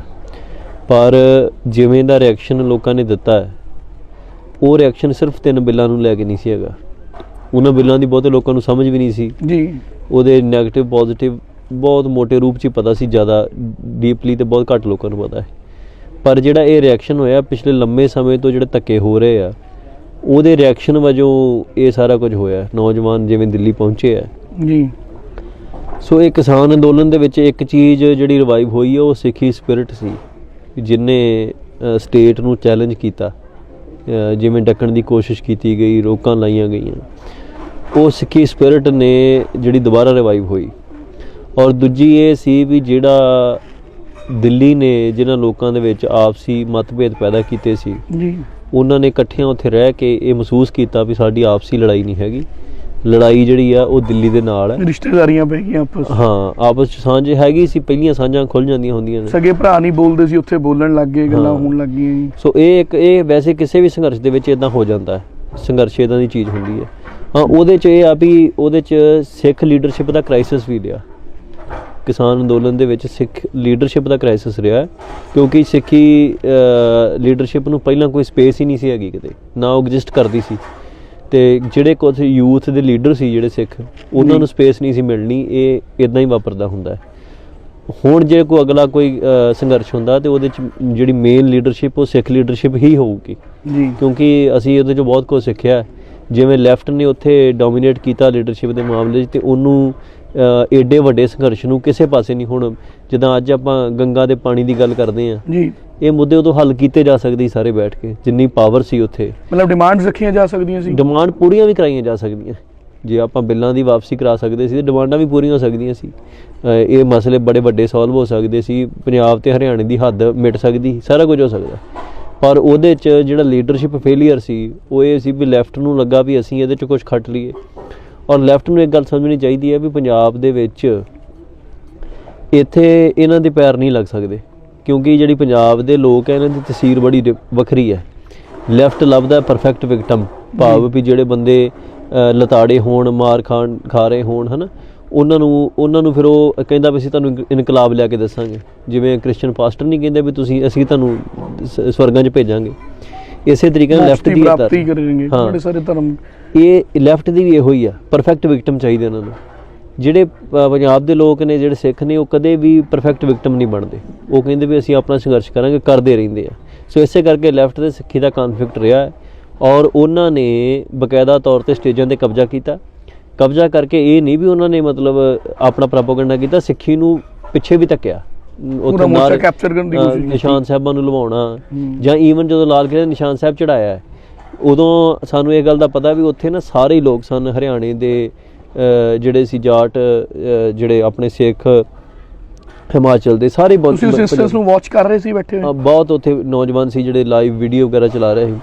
ਜਦੋਂ ਨਿਸ਼ਾਨ ਸਾਹਿਬ ਚਲਾਇਆ ਗਿਆ, ਉਦੋਂ ਸਾਰਿਆਂ ਨੇ ਜਕਾਰੇ ਛੱਡੇ, ਡਿਸਪਾਈਟ ਵੀ ਕੌਣ ਕਿਹੜੇ ਧਰਮ ਦਾ ਸੀ। ਉਹਨਾਂ ਨੂੰ ਬਹੁਤ ਇਸ ਗੱਲ ਦਾ ਸੀ ਵੀ ਅਸੀਂ ਕੋਈ ਬਹੁਤ ਵੱਡੀ ਅਚੀਵਮੈਂਟ ਕੀਤੀ ਹੈ। ਪਰ ਉਸ ਤੋਂ ਬਾਅਦ ਜਦੋਂ ਮੀਡੀਆ ਪ੍ਰੋਪੇਗੈਂਡਾ ਚੱਲਿਆ ਤੇ ਜਿਹੜਾ ਕਿਸਾਨ ਲੀਡਰਸ਼ਿਪ ਬੈਕਫੁੱਟ ਤੇ ਆ ਗਈ, ਉਹਨਾਂ ਨੇ ਬਕਾਇਦਾ ਤੌਰ ਤੇ ਨੌਜਵਾਨਾਂ ਨੂੰ ਦੋਸ਼ੀ ਐਲਾਨ ਦਿੱਤਾ। ਉਸ ਤੋਂ ਬਾਅਦ 'ਚ ਲੋਕਾਂ ਨੂੰ ਲੱਗਾ ਵੀ ਪਤਾ ਨਹੀਂ ਕੀ ਗਲਤ ਹੋ ਗਿਆ। ਵੈਸੇ ਪਹਿਲਾਂ ਕੋਈ ਗਲਤੀ ਕਿਸੇ ਨੇ ਨਾ ਕੀਤੀ ਸੀ, ਨਾ ਇਹ ਗਲਤ ਸੀ, ਔਰ 3-4 ਮਹੀਨੇ ਬਾਅਦ ਫਿਰ ਅਹਿਸਾਸ ਹੋਇਆ ਵੀ ਕੋਈ ਗਲਤੀ ਨਹੀਂ ਸੀ, ਪ੍ਰੋਪੇਗੈਂਡਾ ਹੀ ਹੋਇਆ। ਸੋ ਇਸ ਕਰਕੇ ਜਿਹੜਾ ਕਿਸਾਨ ਮੋਰਚਾ ਹੈ, ਇਹਦੇ 'ਚੋਂ ਬਹੁਤ ਕੁਝ ਅਸੀਂ ਪੋਜ਼ੀਟਿਵ ਲਿਆ ਹੈ, ਬਹੁਤ ਕੁਝ ਨੈਗੇਟਿਵ ਹੈ। ਨੈਗੇਟਿਵ ਇਹ ਆ ਵੀ ਅੱਗੇ ਤੋਂ ਸਿੱਖਾਂ ਨੂੰ ਆਪਣਾ ਲੀਡਰਸ਼ਿਪ ਕ੍ਰਾਈਸਿਸ ਦੂਰ ਕਰਨਾ ਪੈਣਾ, ਇੰਟਲੈਕਚੁਅਲ ਪੱਧਰ ਦੇ ਉੱਤੇ ਵੀ, ਤੇ ਵੈਸੇ ਵੀ ਸਾਨੂੰ ਆਪਣੀਆਂ ਸਟੇਜਾਂ ਅਸੀਂ ਲਾਉਣੇ ਆਪ ਆ। ਹੁਣ ਦੇਖੋ ਸਟੇਜ ਤੇ ਨੌਜਵਾਨਾਂ ਲਾਈ, ਸਿੱਖਾਂ ਨੇ ਲਾਈ, ਉੱਥੇ ਖੜ ਕੇ ਕੈਪਚਰ ਕੋਈ ਹੋਰ ਕਰ ਕੈਪਚਰ ਕਿਸੇ ਨੂੰ ਚੜਾਤਾ, ਤੇ ਉਹ ਸਿੱਖਾਂ ਵਰਗੇ ਦਿਖਦੇ ਨੇ। ਪ੍ਰੋਬਲਮ ਇਹ ਵੀ ਹੈ, ਉਹ ਬੰਦੇ ਅੰਮ੍ਰਿਤ ਵੀ ਛਕੀ ਫਿਰਦੇ ਨੇ, ਉਹਨਾਂ ਨੇ ਸਿੱਖਾਂ ਵਰਗਾ ਵੇਸ਼ ਭੂਸ਼ਾ ਵੀ ਬਣਾਈ ਹੈ। ਪਰ ਪਹਿਲਾ ਕੰਮ ਉਹਨਾਂ ਜਾਂਦਿਆਂ ਕੀ ਕਰਨਾ ਵੀ ਤੁਸੀਂ ਇੱਥੇ ਜੀ ਧਰਮਾਂ ਦੀ ਗੱਲ ਨਾ ਕਰੋ, ਕਿਉਂ ਵੀ ਮੈਂ ਕਹਿੰਦਾ ਸਾਰੇ ਧਰਮਾਂ ਦੀ ਗੱਲ ਹੋਣੀ ਚਾਹੀਦੀ। ਜੇ ਕੋਈ ਉੱਥੇ ਹਿੰਦੂ ਆਇਆ ਤਾਂ ਆਪਣੇ ਧਰਮ ਤੋਂ ਪ੍ਰੇਰਨਾ ਲੈ ਕੇ ਕੰਮ ਕਰੂਗਾ ਨਾ ਉੱਥੇ। ਔਰ ਇਹਨਾਂ ਦੀ ਬਾਇਸਨੈਸ ਪਤਾ ਕਿੱਥੇ ਖੜੀ ਹੈ, ਜਿਹੜੀ ਗਰਾਹਾਂ ਵਰਗੀ ਜਥੇਬੰਦੀ ਹੈ, ਉੱਥੇ ਨਮਾਜ਼ ਪੜਵਾਉਂਦਾ ਸਪੈਸ਼ਲੀ ਸੱਦ ਕੇ, ਔਰ ਉੱਥੇ ਉਹੋ ਹੀ ਬੰਦਾ ਨਿਸ਼ਾਨ ਸਾਹਿਬਾਂ ਨੂੰ ਉੱਥੋਂ ਕਹਿੰਦਾ ਵੀ ਪਰੇ ਲੈ ਜਾਓ, ਮੇਰੇ ਸਾਹਮਣੇ ਦਿਖਣੇ ਨਹੀਂ ਚਾਹੀਦੇ। ਸੋ ਜਿਵੇਂ ਲੈਫਟ ਦਾ ਮੁਸਲਿਮਸ ਨਾਲ ਅਲਾਈਅੰਸ ਹੈ, ਇਹ ਉੱਥੇ ਉਹਦੀ ਪੂਰਤੀ ਕਰਦੇ ਨੇ। ਡਰੈਸ ਕੋਡ ਸਾਡਾ ਯੂਜ਼ ਕੀਤਾ ਜਾ ਰਿਹਾ, ਪ੍ਰੈਫਰੈਂਸ ਕਿਸੇ ਹੋਰ ਨੂੰ ਦਿੱਤੀ ਜਾ ਰਹੀ ਹੈ। ਇਹ ਲੰਬੇ ਸਮੇਂ ਤੋਂ ਕਰਦੇ ਆਏ ਨੇ, ਕਿਉਂਕਿ ਇਹਨਾਂ ਨੂੰ ਇਹ ਜਿਵੇਂ ਹੁਣ ਪਾਸਟਰ ਕਰਦੇ ਨੇ ਨਾ, ਪਾਸਟਰ ਕੀ ਕਰਦੇ ਨੇ ਵੀ ਸਿੱਖ ਪਾਸਟਰ ਬਣਾਇਆ ਹੁੰਦਾ ਉਹਨਾਂ ਨੇ, ਨਾਲ ਸਿੰਘ ਲਾਇਆ ਹੁੰਦਾ ਹੈ, ਔਰ ਉਹ ਲੋਕਾਂ ਨੂੰ ਲੱਗਦਾ ਵੀ ਖਨੀ ਸਿੱਖੀ ਦਾ ਕੋਈ ਪ੍ਰਚਾਰ ਕਰਦਾ ਫਿਰਦਾ। ਲੋਕ ਉਹ ਸਬਕੌਂਸ਼ੀਅਸਲੀ ਫਰਕ ਨਹੀਂ ਕਰ ਪਾਉਂਦੇ। ਨਹੀਂ ਤੇ ਜਿਹੜੇ ਪਾਸਟਰ ਸੀ ਚਿੱਟੀ ਵਰਦੀ ਹੁੰਦੀ ਸੀ ਉਹਨਾਂ ਦੀ, ਪੰਜਾਬ 'ਚ ਆਣ ਕੇ ਨਾ ਸਾਰਾ ਕੁਝ ਚੇਂਜ ਕਰਤਾ। ਇਵੇਂ ਹੀ ਜਿਹੜੇ ਕਮਿਊਨਿਸਟ ਆ, ਕਮਿਊਨਿਸਟਾਂ ਨੇ ਪੰਜਾਬ ਦੇ ਵਿੱਚ ਆਣ ਕੇ ਉਹ ਰੂਪ ਅਡਾਪਟ ਕੀਤਾ ਜਿਹੜਾ ਸਿੱਖਾਂ ਦਾ, ਔਰ ਉਹਨਾਂ ਨੇ ਜੜ੍ਹਾਂ 'ਚ ਵੜ ਕੇ ਸਿੱਖੀ ਦਾ ਨੁਕਸਾਨ ਕਰਨ ਦੀ ਕੋਸ਼ਿਸ਼ ਕੀਤੀ। ਤੁਸੀਂ ਕਿਹਾ ਯੂਥ ਦਾ ਬਹੁਤ ਵੱਡਾ ਰੋਲ ਰਿਹਾ, ਜਿਹੜੇ ਨੌਜਵਾਨਾਂ ਨਾਲ ਧੱਕਾ ਹੋਇਆ ਬੈਕਫੁੱਟ ਤੇ ਕੀਤਾ ਗਿਆ, ਤੁਹਾਨੂੰ ਨੌਜਵਾਨ ਪਸੰਦ ਕਰਦੇ ਨੇ, ਕੀ ਉਹਨਾਂ ਨਾਲ ਤੁਸੀਂ ਸੰਪਰਕ ਕੀਤਾ ਜਾਂ ਮਿਲੇ? ਨਹੀਂ ਦੇਖੋ, ਸਾਰੇ ਨੌਜਵਾਨ ਜਿਹੜੇ ਸੀ ਹਰਿਆਣੇ ਦੇ, ਪੰਜਾਬ ਦੇ, ਜਿਹੜੇ ਉੱਥੇ ਜਿਨ੍ਹਾਂ ਨੂੰ ਧੱਕਿਆ ਗਿਆ ਸਟੇਜਾਂ ਤੋਂ, ਜਿਨ੍ਹਾਂ ਨੂੰ ਬੋਲਣ ਨਹੀਂ ਦਿੱਤਾ ਗਿਆ, ਉਹਨਾਂ ਨੌਜਵਾਨਾਂ ਨਾਲ ਮੁਲਾਕਾਤ ਹੋਈ ਔਰ ਉਹਨਾਂ ਨੌਜਵਾਨਾਂ ਦੇ ਨਾਲ ਇਹ ਵਿਚਾਰ ਚਰਚਾ ਵੀ ਹੋਈ, ਔਰ ਉਹ ਨੌਜਵਾਨ ਵੀ ਹੁਣ ਅੱਗੇ ਤੋਂ ਮੈਚਿਓਰ ਹੋ ਗਏ, ਨਾ ਤੇ ਉਹਨਾਂ ਦੀ ਗੱਲਾਂ 'ਚ ਆਉਣਗੇ ਔਰ ਨਾ ਹੀ ਉਹ ਮਤਲਬ ਬੰਦੇ ਐਸੇ ਆ ਵੀ ਜਿਹੜੇ ਹੁਣ ਸਟੇਜਾਂ ਲਾ ਕੇ ਇਹਨਾਂ ਦੇ ਹੱਥੀ ਫੜਾ ਦੇਣਗੇ। ਕਿਉਂਕਿ ਸ਼ਾਇਦ ਆਪ ਜੀ ਇੱਥੇ ਨਹੀਂ ਸੀ, ਮੇਰੀ ਜਾਣਕਾਰੀ ਲਈ ਗੱਲ ਦੱਸਦਾ, ਸਾਰੀ ਰਾਤ ਉਹਨਾਂ ਨੌਜਵਾਨਾਂ ਨੇ ਡਿਊਟੀਆਂ ਦਿੱਤੀਆਂ। ਅੱਜ ਜੋ ਇੰਟਰਵਿਊ ਸਿੱਖ ਸੰਗਤ ਟੀਵੀ ਤੇ ਚੱਲ ਰਿਹਾ, 1.5 ਸਾਲ ਇਸ ਚੈਨਲ ਨੇ, ਇਕੱਲੇ ਚੈਨਲ ਨੇ ਪੂਰੇ ਮੋਰਚੇ ਦੀ ਫ੍ਰੀ ਸੇਵਾ ਕੀਤੀ ਸੀ ਐਂਡ ਤੱਕ, ਜਿਸ ਦਿਨ ਮੋਰਚਾ ਖਤਮ ਹੋਇਆ। ਤੇ ਅਸੀਂ ਰਾਤੀ ਵੇਖਦੇ ਸੀ ਕਿ ਸਾਰੀ ਰਾਤ ਉਹ ਠੰਡ 'ਚ ਖੜੇ ਰਹਿੰਦੇ ਸੀਗੇ, ਪਰ ਜਦੋਂ ਉਹਨਾਂ ਦੀ ਟਰਾਲੀਆਂ ਜਾਂ ਉਹਨਾਂ ਨੂੰ ਧੱਕਿਆ ਗਿਆ ਤਾਂ ਸਾਡੇ ਵੀ ਮਨਾਂ ਨੂੰ ਬਹੁਤ ਠੇਸ ਲੱਗੀ ਵੀ ਕਿਧਰੇ ਨਾ ਕਿਧਰੇ ਪੋਲੀਟੀਸ਼ੀਅਨ ਸਿਸਟਮ ਨੂੰ ਭਾਵਨਾ ਦੇ ਸਿਸਟਮ ਨਾਲ ਕੰਪੇਅਰ ਨਾ ਕੀਤਾ ਜਾਵੇ। ਉਹ ਭਾਵਨਾ 'ਚ ਖੜੇ ਸੀ ਸਾਰੀ ਰਾਤ, ਔਰ ਠੰਡ ਦਾ ਵੇਲਾ ਸੀ, ਸ਼ਾਇਦ ਤੁਸੀਂ ਦੇਖਿਆ ਹੋਣਾ ਇਹ ਵੀਡੀਓਜ਼। ਦੇਖੋ ਉੱਥੇ ਠੰਡ ਤੇ ਗਰਮੀ ਦੋਵੇਂ ਚੀਜ਼ਾਂ ਹਟਾਈਆਂ ਨੇ ਲੋਕਾਂ ਨੇ, ਔਰ ਇੱਕ ਚੰਦ ਕੁ ਲੋਕ ਨੇ ਜਿਹੜੇ ਲੈਫਟ ਦੇ, ਔਰ ਜਿਹੜੇ ਉੱਥੇ ਇਹਨਾਂ ਦੇ ਪਿੱਛੇ ਲੱਗੇ ਨੇ ਉਹਨਾਂ ਨੂੰ ਵੀ ਨਹੀਂ ਪਤਾ ਵੀ ਕੀ ਹੈ, ਕਿਉਂਕਿ ਇਹ ਡਿਫਰੈਂਸ਼ੀਏਟ ਨਹੀਂ ਨਾ ਕਰਦੇ ਆਪਣੇ ਆਪ ਨੂੰ। ਸਭ ਤੋਂ ਵੱਡਾ ਪਤਾ ਕਨਫਿਊਜ਼ਨ ਕਿੱਥੇ ਖੜੀ ਹੈ, ਜਿਵੇਂ ਲੈਫਟ ਇੱਕ ਵਿਚਾਰਧਾਰਾ ਲੈ ਕੇ ਚੱਲਿਆ ਸੰਸਾਰ ਪੱਧਰ ਦੇ ਉੱਤੇ, ਮਾਰਕਸਿਸਟ ਦਾ ਆਈਡੀਆ ਲੈ ਕੇ ਚੱਲਿਆ, ਮਾਰਕਸਿਜ਼ਮ ਸੋਸ਼ਲਿਜ਼ਮ ਦਾ ਆਈਡੀਆ ਹੈ, ਔਰ ਸੋਸ਼ਲਿਜ਼ਮ ਦਾ ਆਈਡੀਆ ਬਕਾਇਦਾ ਆਪਣੇ ਆਪ 'ਚ ਇੱਕ ਰਿਲੀਜਨ ਹੈ। ਪਰ ਇਹਨਾਂ ਦੀ ਸਭ ਤੋਂ ਵੱਡੀ ਪ੍ਰੋਬਲਮ ਇਹਨਾਂ ਦਾ ਕੋਡ ਆਫ ਕੰਡਕਟ, ਕੋਈ ਡਰੈਸ ਕੋਡ ਹੈ ਨਹੀਂ। ਇਹ ਜਿੱਥੇ ਜਾਂਦੇ ਨੇ ਉੱਥੋਂ ਦੇ ਕਲਚਰ 'ਚ ਪਹਿਲਾਂ ਆਪ ਇਨਫਿਲਟਰੇਟ ਕਰਦੇ ਨੇ, ਉੱਥੋਂ ਦੇ ਬਣ ਕੇ ਉੱਥੋਂ ਦਾ ਨੁਕਸਾਨ ਕਰਦੇ ਨੇ। ਔਰ ਇਹੋ ਹੀ ਸਾਨੂੰ ਰੈਕੋਗਨਾਈਜ਼ ਕਰਨ ਦੀ ਲੋੜ ਹੈ ਵੀ ਬੰਦਾ ਅੱਜ ਦੇ ਸਮੇਂ 'ਚ ਸਿੱਖ ਨਜ਼ਰ ਆ ਸਕਦਾ ਵੇਖਣ ਨੂੰ, ਪਰ ਉਹ ਬੰਦਾ ਹੋ ਸਕਦਾ ਵੀ ਸਿੱਖ ਨਜ਼ਰ ਆਉਂਦਾ ਹੋਵੇ ਤੇ ਏਜੰਟ ਲੈਫਟ ਦਾ ਹੋਵੇ। ਜਿਵੇਂ ਜਿਹਾਦ ਦਾ ਨਾਰਾ, ਇਹਦਾ ਮਤਲਬ ਸਿੱਧਾ ਮੁਸਲਮਾਨ ਜਿਹੜਾ ਜਿਹਾਦ ਦਾ ਨਾਰਾ ਲਾਊਗਾ ਤੇ ਇਸਲਾਮਿਕ ਰੂਲ ਖੜਾ ਕਰਨ ਦੀ ਗੱਲ ਕਰਦਾ ਹੈ। ਜਿਵੇਂ ਕਿ ਹਿੰਦੂ ਰਾਸ਼ਟਰ ਦਾ ਨਾਰਾ ਹੈ, ਭਾਵ ਉਹ ਹਿੰਦੂਆਂ ਦਾ ਰਾਜ ਲਿਆਉਣ ਦੀ ਗੱਲ ਹੈ। ਇਸੇ ਤਰ੍ਹਾਂ ਜਿਹੜਾ ਇਨਕਲਾਬ ਦਾ ਨਾਰਾ ਹੈ, ਇਨਕਲਾਬ ਜਿੰਦਾਬਾਦ ਦਾ, ਉਹ ਮਾਰਕਸਿਸਟ ਰੂਲ ਲਿਆਉਣ ਦੀ ਗੱਲ ਹੈ, ਉਹਦੇ 'ਚ ਹੋਰ ਕੁਝ ਨਹੀਂ ਹੈਗਾ। ਫਿਰ ਰਾਜ ਕਰੇਗਾ ਖਾਲਸਾ ਕੀ? ਇਹ ਖਾਲਸੇ ਦਾ ਰਾਜ ਲਿਆਉਣ ਦੀ ਗੱਲ ਹੈ, ਖਾਲਸੇ ਦਾ ਰਾਜ। ਪਰ ਇਹ ਨਹੀਂ ਨਾ ਕਹਿੰਦਾ ਵੀ ਅਸੀਂ ਗੁਰਦੁਆਰਿਆਂ ਨੂੰ ਬੰਦ ਕਰ ਦੇਣਾ, ਅਸੀਂ ਮੰਦਿਰਾਂ ਨੂੰ ਬੰਦ ਕਰ ਦੇਣਾ। ਖਾਲਸੇ ਦਾ ਰਾਜ ਦੀ ਖੂਬਸੂਰਤੀ ਹੈ ਵੀ ਸਰਬੱਤ ਦੇ ਭਲੇ ਦਾ ਸਿਧਾਂਤ ਕੇਵਲ ਖਾਲਸੇ ਕੋਲ ਹੈ। ਮਾਰਕਸਿਸਟ ਪਹਿਲੀ ਜਿਹੜੀ ਸੋਸ਼ਲਿਜ਼ਮ ਤੇ ਮਾਰਕਸਿਜ਼ਮ ਆਈਡੀਆ ਦੀ ਪਹਿਲੀ, ਉਹ ਕਹਿੰਦੇ ਧਰਮ ਛੱਡੋ, ਉਹ ਡਿਮਾਂਡ ਕਰਦੇ ਨੇ ਵੀ ਧਰਮ ਜਿਹੜਾ ਵਾ ਇਹ ਫੀਮ ਹੈ, ਇਹਨੂੰ ਛੱਡ ਦੇਣਾ ਚਾਹੀਦਾ। ਸਿੱਖ ਤੇ ਡਿਮਾਂਡ ਨਹੀਂ ਕਰਦੇ, ਸਿੱਖ ਤੇ ਨਾਸਤਿਕ ਨੂੰ ਨਹੀਂ ਕਹਿੰਦੇ ਵੀ ਤੁਸੀਂ ਧਰਮੀ ਬਣ ਜਾਓ। ਜੇ ਤੁਹਾਡੇ ਕੋਲ ਰਾਜ ਆ ਜਾਏ, ਸੋਸ਼ਲਿਜ਼ਮ, ਡੈਮੋਕ੍ਰੈਟਿਕ ਜਾਂ ਹਲੀਮੀ ਰਾਜ, ਕਿਹਨੂੰ ਪ੍ਰੈਫਰ ਸਾਡਾ ਤੇ ਹਲੀਮੀ ਰਾਜ ਹੀ ਹੈ। ਦੇਖੋ ਸੋਸ਼ਲਿਜ਼ਮ ਦਾ ਆਈਡੀਆ ਫੇਲਡ ਆਈਡੀਆ, ਉਹ ਫੇਲ ਹੋ ਗਿਆ। ਬਾਕੀ ਡੈਮੋਕ੍ਰੇਸੀ ਨੂੰ ਵੀ ਪ੍ਰੈਫਰ ਨਹੀਂ ਕਰਦੇ। ਇਹ ਡੈਮੋਕ੍ਰੇਸੀ ਦੇ ਵਿੱਚ ਬਹੁਤ ਚੀਜ਼ਾਂ ਦੀ ਸੋਧ ਹੋਣ ਵਾਲੀ ਹੈ। ਡੈਮੋਕ੍ਰੇਸੀ ਕੋਈ ਮਾੜਾ ਸਿਧਾਂਤ ਨਹੀਂ, ਪਰ ਡੈਮੋਕ੍ਰੇਸੀ ਦੇ ਵਿੱਚ ਸੋਧ ਹੋਣ ਵਾਲੀ ਹੈ। ਹੁਣ ਡੈਮੋਕ੍ਰੇਸੀ ਦਾ ਹੀ ਅਸੀਂ ਭੁਗਤ ਰਹੇ ਹਾਂ ਨਾ ਮੌਕੇ ਉੱਤੇ। ਸਾਡੀ ਪਾਪੂਲੇਸ਼ਨ ਘੱਟ ਹੋਣ ਦਾ ਕਰਕੇ ਸਾਡੇ ਕੋਲ ਰਾਈਟ ਘੱਟ ਗਏ। ਔਰ ਉਹ ਕੌਮ ਜਿਹਨੇ 8% ਹੁੰਦਿਆਂ ਰਾਜ ਕੀਤਾ ਸੀ, 9% ਹੁੰਦਿਆਂ, ਉਹ ਕੌਮ ਅੱਜ 2% ਤੇ ਆਈ ਤੇ ਉਹ ਗੁਲਾਮੀ 'ਚ ਆ ਪਈ। ਸੋ ਡੈਮੋਕ੍ਰੇਸੀ ਦੇ ਵਿੱਚ ਵੀ ਜਿਵੇਂ ਸੰਵਿਧਾਨ ਦੇ ਮੌਕੇ ਸਾਡੇ ਸਿੱਖਾਂ ਨੇ ਸਾਈਨ ਨਹੀਂ ਕੀਤੇ, ਕਨਸਟੀਟਿਊਸ਼ਨ ਦੇ ਉੱਤੇ ਮਨਾ ਕਰ ਦਿੱਤਾ, ਇੱਦਾਂ ਹੀ ਜੇ 4 ਕੌਮਾਂ ਵਸਦੀਆਂ, 5 ਕੌਮਾਂ ਵਸਦੀਆਂ ਸੀ ਵੱਡੀਆਂ, ਉਹਨਾਂ ਕੋਲ ਵੀਟੋ ਪਾਵਰ ਚਾਹੀਦੀਆਂ ਸੀ। ਜਿਵੇਂ ਅੰਗਰੇਜ਼ਾਂ ਨੇ ਸਾਰਿਆਂ ਨੂੰ ਤਾਂ ਹੀ ਬੁਲਾਇਆ ਸੀ ਵੀ ਸਭ ਕੋਲ ਇੱਕ ਵੀਟੋ ਪਾਵਰ ਸੀ, ਔਰ ਇਹ ਵੀਟੋ ਪਾਵਰਸ ਰੱਦ ਹੋਈਆਂ। ਉਸ ਤੋਂ ਬਾਅਦ ਸਿੱਖਾਂ ਦੀ ਕੋਈ ਸੇ ਨਹੀਂ। ਹੁਣ ਇੱਕ ਸਿੰਪਲ ਗੱਲ ਹੈ ਵੀ ਸਿੱਖਾਂ ਦਾ ਆਨੰਦਮਈ ਰਿਜੈਕਟ ਹੈ। ਹੁਣ ਇਹਦੇ 'ਚ ਕਿਸੇ ਮੁਸਲਮਾਨ ਨੂੰ ਜਾਂ ਹਿੰਦੂ ਨੂੰ ਕੀ ਮਤਲਬ ਹੋਣਾ ਚਾਹੀਦਾ ਵੀ ਸਿੱਖ ਆਪਣੇ ਵਿਆਹ ਨੂੰ ਕਿਵੇਂ ਰਜਿਸਟਰ ਕਰਾਉਣਾ ਚਾਹੁੰਦੇ ਆ। ਪਰ ਡੈਮੋਕ੍ਰੇਸੀ ਦੀ ਇਹ ਸਭ ਤੋਂ ਵੱਡਾ ਫਲॉ ਵੀ ਹੈ ਵੀ ਡੈਮੋਕ੍ਰੇਸੀ 'ਚ ਉਹ ਜਿਹੜੇ ਉਹ MP ਹੈ ਸਿੱਖਾਂ ਦੇ, ਤੇ 5-7 MP ਹੋਣਗੇ, ਹੱਦ 8-10 ਹੋ ਜਾਣਗੇ ਜੀ, ਉਹਨਾਂ ਦੀ ਰਾਏ ਨਹੀਂ ਮੰਨੀ ਜਾਣੀ। ਇਹ ਮੰਨੀ ਜਾਣੀ ਹੈ ਉਹਨਾਂ ਦੀ ਰਾਏ ਜਿਹੜੀ ਮਤਲਬ ਹੋਰ 200-250 MP ਹੈ, ਜਿਹੜਾ ਚਾਹੁੰਦਾ ਹੀ ਨਹੀਂ ਵੀ ਸਿੱਖ ਅਲੱਦਗੀ, ਮਤਲਬ ਸਿੱਖਾਂ ਨੂੰ ਇੱਕ ਵੱਖਰਾ ਧਰਮ। ਮਗਰ ਅੰਮ੍ਰਿਤਪਾਲ ਤੇ ਹਲੀਮੀ ਰਾਜ ਨੂੰ ਪ੍ਰੈਫਰ ਕਰ ਰਹੇ ਨੇ। ਹਲੀਮੀ ਰਾਜ ਦੀਆਂ ਬਾਉਂਡਰੀਜ਼ ਕੀ ਹੋਣਗੀਆਂ? ਦੇਖੋ ਰਾਜ ਦੀ ਬਾਉਂਡਰੀਜ਼ ਕਦੇ ਵੀ ਡਿਫਾਈਨਡ ਨਹੀਂ ਹੁੰਦੀ। ਅਗਰ ਅਸੀਂ ਰਾਜ ਲਾਂਗੇ ਜੀ, ਉਹਦੇ ਬਾਉਂਡਰੀਜ਼ ਤਾਂ ਮੈਂ ਨੈਗੋਸ਼ੀਏਸ਼ਨ ਤੇ ਡਿਪੈਂਡ ਕਰਦਾ ਤੁਹਾਡੀ ਤੇ। ਮਹਾਰਾਜਾ ਰਣਜੀਤ ਸਿੰਘ ਨੇ ਲਾਹੌਰ ਤੇ ਰਾਜ ਕੀਤਾ ਪਹਿਲਾਂ। ਹੁਣ ਜੇ ਉਹਨੂੰ ਕੋਈ ਕਹਿੰਦਾ ਵੀ ਤੂੰ ਲਾਹੌਰ ਤੇ ਰਾਜ ਕਰਨਾ, ਛੋਟਾ ਜਿਹਾ ਰਾਜ ਹੈ ਤੇ ਬਿਲਕੁਲ, ਜਿੰਨਾ ਚਿਰ ਤੁਸੀਂ ਰਾਜ ਨਹੀਂ ਲੈਂਦੇ ਐਕਸਪੈਂਡ ਕਿਵੇਂ ਕਰੋਗੇ? ਐਕਸਪੈਂਡ ਜਿਹੜਾ ਕਰਨਾ ਹੈ ਉਹ ਤਾਂ ਰਾਜ ਤੋਂ ਬਾਅਦ ਹੀ ਹੁੰਦਾ, ਔਰ ਬਾਉਂਡਰੀ ਚੇਂਜ ਹੁੰਦੀ ਰਹਿੰਦੀ। ਹੁਣ ਚੀਨ ਭਾਰਤ ਦੇ ਅੰਦਰ ਆ ਗਿਆ ਕਿੰਨਾ, ਤੇ ਜੇ ਬਾਉਂਡਰੀ ਐਡੀ ਸੇਕਰਡ ਹੋਵੇ, ਵੀ ਇੰਨੀ ਸੇਕਰਡਨੈਸ ਹੋਵੇ ਬਾਉਂਡਰੀ 'ਚ, ਫਿਰ ਤੇ ਸਾਰੇ ਬੰਦੇ ਨੂੰ ਮਰ ਜਾਣਾ ਚਾਹੀਦਾ ਉੱਥੇ ਜਾ ਕੇ। किसान आंदोलन तो गल शुरू की थी भाई साहब नाल जी, आपने भी किसान आंदोलन में बहुत बड़ा एक रोल अदा करा है, कैसे देखा है और क्या प्राप्ति रही है किसान आंदोलन से? देखो भाई साहब, जो भाई साहब ने जो बातें कही है ना, इन बातों से मैं एग्री करता हूँ, क्योंकि जो इंडियन सोसाइटी है, ये इंडियन सोसाइटी, ये ठीक है 21वीं सदी चल रही है, लेकिन इंडियन सोसाइटी आज 14वीं और 15वीं शताब्दी में जी रही है। जैसे आज भी लोगों की ये मान्यता है कि मक्का मदीना में है ना जो शिवलिंग रखा हुआ है, और वहाँ कोई गंगा का जल चढ़ा दे शिव जी को, वो रोज मतलब पीटते हैं जो मुसलमान हैं, तो शिव जी मुक्त हो जाएंगे। तो वो लोग रह तो रहे 21वीं सदी में, लेकिन जी रहे हैं वो सतयुग, कलयुग, त्रेता युग में। तो पहले तो हमको ये समझना पड़ेगा कि इंडियन जो साइकोलॉजी है, जो मानस है भारतीय समाज का, वो किस तरीके से सोचता है। गुरु नानक देव जी इस बात को जानते थे। देखो, जो मार्क्सिज्म की जो फिलॉसफी है, डायलेक्टिकल मेटेरियलिज्म क्या है, सोशलिज्म क्या है, वो नास्तिक बना रहे हैं लोगों को। डेमोक्रेटिक सेंट्रलिज्म क्या है, आप किसी से पूछ लो ना, आप किसी को समझा सकते ना, आप किसी की समझ में आएंगी चीजें। यहाँ चीजें क्या समझ में आएंगी, यहाँ जो हमारी होंद है ना, और जो हमारी होंद से जुड़ी हुई बातें हैं वो समझ में आएंगी। जैसे राम है, जैसे कृष्ण है, जैसे अल्लाह है, जैसे हरि है। इन शब्दों से गुरु नानक देव जी ने यात्रा शुरू की और हमारी चेतना को अकाल पुरख तक पहुंचा दिया। कॉम्युनिस्ट जो है उसको हरियाणा में कहा जाता है भाई साहब कौम नष्ट, जो मतलब कौम को नष्ट करने वाला फिनोमिना हो। वो आप गांव के एक आदमी को नास्तिक बना दोगे, 2 आदमी को नास्तिक बना दोगे, पूरे गांव को नास्तिक नहीं बना सकते। ये बात फिर कम्युनिस्टों की भी समझ में आई। फिर एक इन्होंने क्या किया, जैसे कबूतर उड़ रहा है ना, शिकारी क्या करता है, शिकारी ने एक कबूतर पाल लिया और उस कबूतर को उसने ट्रेंड किया। वो कबूतर आके बैठ जाया करता दाना चुगने के लिए, दूसरे कबूतर उसके फटफेड़ में आके, उसके चक्कर में आके दाना चुगने बैठ जाते। शिकारी सारे कबूतरों को मार के खा जाता, अपने कबूतर को 2 दाने भाई साहब ज्यादा खिलाता। तो ये ट्रेंड कबूतर हैं। ये जो हमारे वेश में आएंगे, जो कम्युनिस्ट हैं या RSS के लोग हैं, या इवन क्रिश्चियन जो ये नियो क्रिश्चियन जो शुरू हुए हैं, ये ट्रेंड कबूतर हैं। हमको इन ट्रेंड कबूतरों का मुकाबला करना है, तो हमें जो ट्रेंड फौज है गुरु नानक देव जी की, उसमें हमें अपने आप को डालना पड़ेगा। खालसा पंथ की जो फौज है वो ट्रेंड कमांडोज हैं। हम मतलब ट्रेंड कमांडोज हैं जो ट्रेंड कबूतरों का हम मुकाबला करेंगे। अच्छा, दूसरी बात, हम लोग हिस्टोरिकल कंट्राडिक्शंस नहीं खड़ी करेंगे, सुई की तरह हम लोग काम करेंगे, जो गुरु नानक देव जी ने हमें सिखाया है, कैंची की तरह नहीं। सर छोटू राम जी का सर सिकंदर अयाद खान का क्या कन्फ्लिक्ट था, मियाँ सर फजल हुसैन साहब का सर सिकंदर अयाद खान का क्या कन्फ्लिक्ट था। ये झूठे कन्फ्लिक्ट खड़े जो है, झूठे नैरेटिव खड़े किए जाते हैं प्रिंसिपल कंट्राडिक्शन को रोकने के लिए। प्रिंसिपल कंट्राडिक्शन जो है, जो मैं समझता हूँ प्रिंसिपल कंट्राडिक्शन है विपरण की रीत, तो उसके ऊपर हम लोग फोकस करेंगे, नॉन इश्यूज पे हम लोग नहीं जाएंगे। भाई साहब जी, खालिस्तान ਦਾ ਸ਼ਬਦ ਅਕਸਰ ਪ੍ਰਾਚੀਨ ਸਮੇਂ ਤੋਂ ਚੱਲਦਾ ਆ ਰਿਹਾ ਹੈ। 1947 ਦੇ ਵਿੱਚ ਖਾਲਿਸਤਾਨ ਦੀ ਇੱਕ ਵਾਰੀ ਤਿਆਰੀ ਕੀਤੀ ਗਈ, ਆਵਾਜ਼ ਰੱਖੀ ਗਈ, ਮਰ ਹਾਸਿਲ ਨਹੀਂ ਹੋ ਪਾਇਆ। ਉਸ ਚੀਜ਼ ਨੂੰ ਕਿਵੇਂ ਦੇਖਦੇ ਹੋ ਜੀ?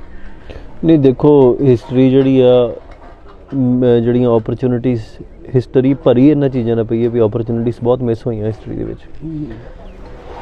ਔਰ 1934 ਚ ਪਹਿਲਾ ਮਤਾ ਪੈਂਦਾ ਖਾਲਿਸਤਾਨ ਦਾ, ਉਸ ਤੋਂ ਬਾਅਦ 'ਚ ਵੱਖ-ਵੱਖ ਥਾਵਾਂ 'ਤੇ ਇਹਦੀ ਗੱਲ ਹੁੰਦੀ ਰਹਿੰਦੀ ਹੈ। 1947 ਤੋਂ ਬਾਅਦ 49 ਦੇ ਵਿੱਚ ਵੀ ਮਹਾਰਾਜਾ ਪਟਿਆਲਾ ਇਹ ਕਹਿੰਦਾ ਹੈ ਵੀ ਸਾਨੂੰ ਖਾਲਿਸਤਾਨ ਚਾਹੀਦਾ। ਔਰ ਫਿਰ ਪੰਜਾਬੀ ਸੂਬੇ ਦਾ ਸੰਘਰਸ਼ ਸ਼ੁਰੂ ਹੋ ਜਾਂਦਾ ਹੈ। ਔਰ ਸਿੱਖਾਂ ਨੂੰ ਉਦੋਂ ਲੱਗਦਾ ਸੀ ਵੀ ਹੁਣ ਆਪਾਂ ਇੰਨੀ ਮਾਰ ਧਾੜ ਕਰਕੇ, ਇੰਨੀ ਜ਼ੁਲਮ ਸਹਿ ਕੇ ਜਿਹੜਾ ਆ, ਇੰਨੀਆਂ ਜ਼ਮੀਨਾਂ ਛੱਡ ਕੇ ਇੱਥੇ ਆਏ ਹਾਂ, ਅਤੇ ਕੋਈ ਨਹੀਂ ਆਪਾਂ ਇੱਕ ਵਾਰੀ ਇਹਨਾਂ ਦੇ ਨਾਲ ਰਹਿ ਕੇ ਦੇਖੀਏ, ਕਿਉਂਕਿ ਇਹਨਾਂ ਨੇ, ਅਸੀਂ ਮੁਸਲਮਾਨਾਂ ਦੇ 'ਤੇ ਰਹੇ ਸੀ ਹਿਸਟੋਰੀਕਲੀ, ਸਾਡਾ ਕਨਫਲਿਕਟ ਰਿਹਾ ਬਹੁਤ ਵੱਡਾ, ਮੁਗਲਾਂ ਦੀ ਸਟੇਟ ਤੋਂ ਲੈ ਕੇ ਜਿਹੜੇ ਇਹ ਰਾਜ ਹੋਏ ਆ, ਮੁਗਲਾਂ ਦੇ ਜਾਂ ਪਠਾਣਾਂ ਦੇ, ਜਿਨ੍ਹਾਂ ਦੇ ਵੀ ਰਾਜ ਹੋਏ, ਧਾੜਵੀ ਆਉਂਦੇ ਰਹੇ ਆ। ਔਰ ਉਹਨਾਂ ਦਾ ਕਨਫਲਿਕਟ ਕਰਕੇ ਸਾਨੂੰ ਇਹ ਸੀ ਵੀ ਇੱਧਰ ਰਹਿੰਦੇ ਹਾਂ। ਇਹਨਾਂ ਨੇ ਫਿਰ 65 'ਚ ਜੋ ਬਾਅਦ ਸੂਬਾ ਬਣਦਾ ਹੈ, ਪੰਜਾਬ ਹਰਿਆਣਾ ਅਲੱਗ ਹੁੰਦੇ ਆ। ਉਸ ਤੋਂ ਬਾਅਦ 'ਚ ਜਦੋਂ ਸਿੱਖਾਂ ਨੂੰ ਇਹ ਰਿਅਲਾਈਜੇਸ਼ਨ ਹੁੰਦੀ ਹੈ ਵੀ ਨਹੀਂ ਇੱਥੇ, ਤੇ ਗੱਲ ਫਿਰ ਮੁੜ ਕੇ ਉੱਥੇ ਆਣ ਕੇ ਖੜ ਜਾਂਦੀ। ਖਾਲਿਸਤਾਨ ਕੋਈ ਨਵਾਂ ਕਨਸੈਪਟ ਨਹੀਂ ਸੀ ਹੈਗਾ, ਇਹ ਪਹਿਲਾਂ ਦਾ ਕਨਸੈਪਟ ਹੀ ਪੰਜਾਬ ਦੇ ਸੋਵਰਨ। ਜਦੋਂ ਸਤਾਨ ਦਾ ਸ਼ਬਦ, ਪਾਕਿਸਤਾਨ ਕਿਹੜਾ ਪਹਿਲਾਂ ਸੀ ਹੈਗਾ, ਪਾਕਿਸਤਾਨ ਵੀ ਤਾਂ ਉਦੋਂ ਹੀ ਬਣਿਆ ਨਾ।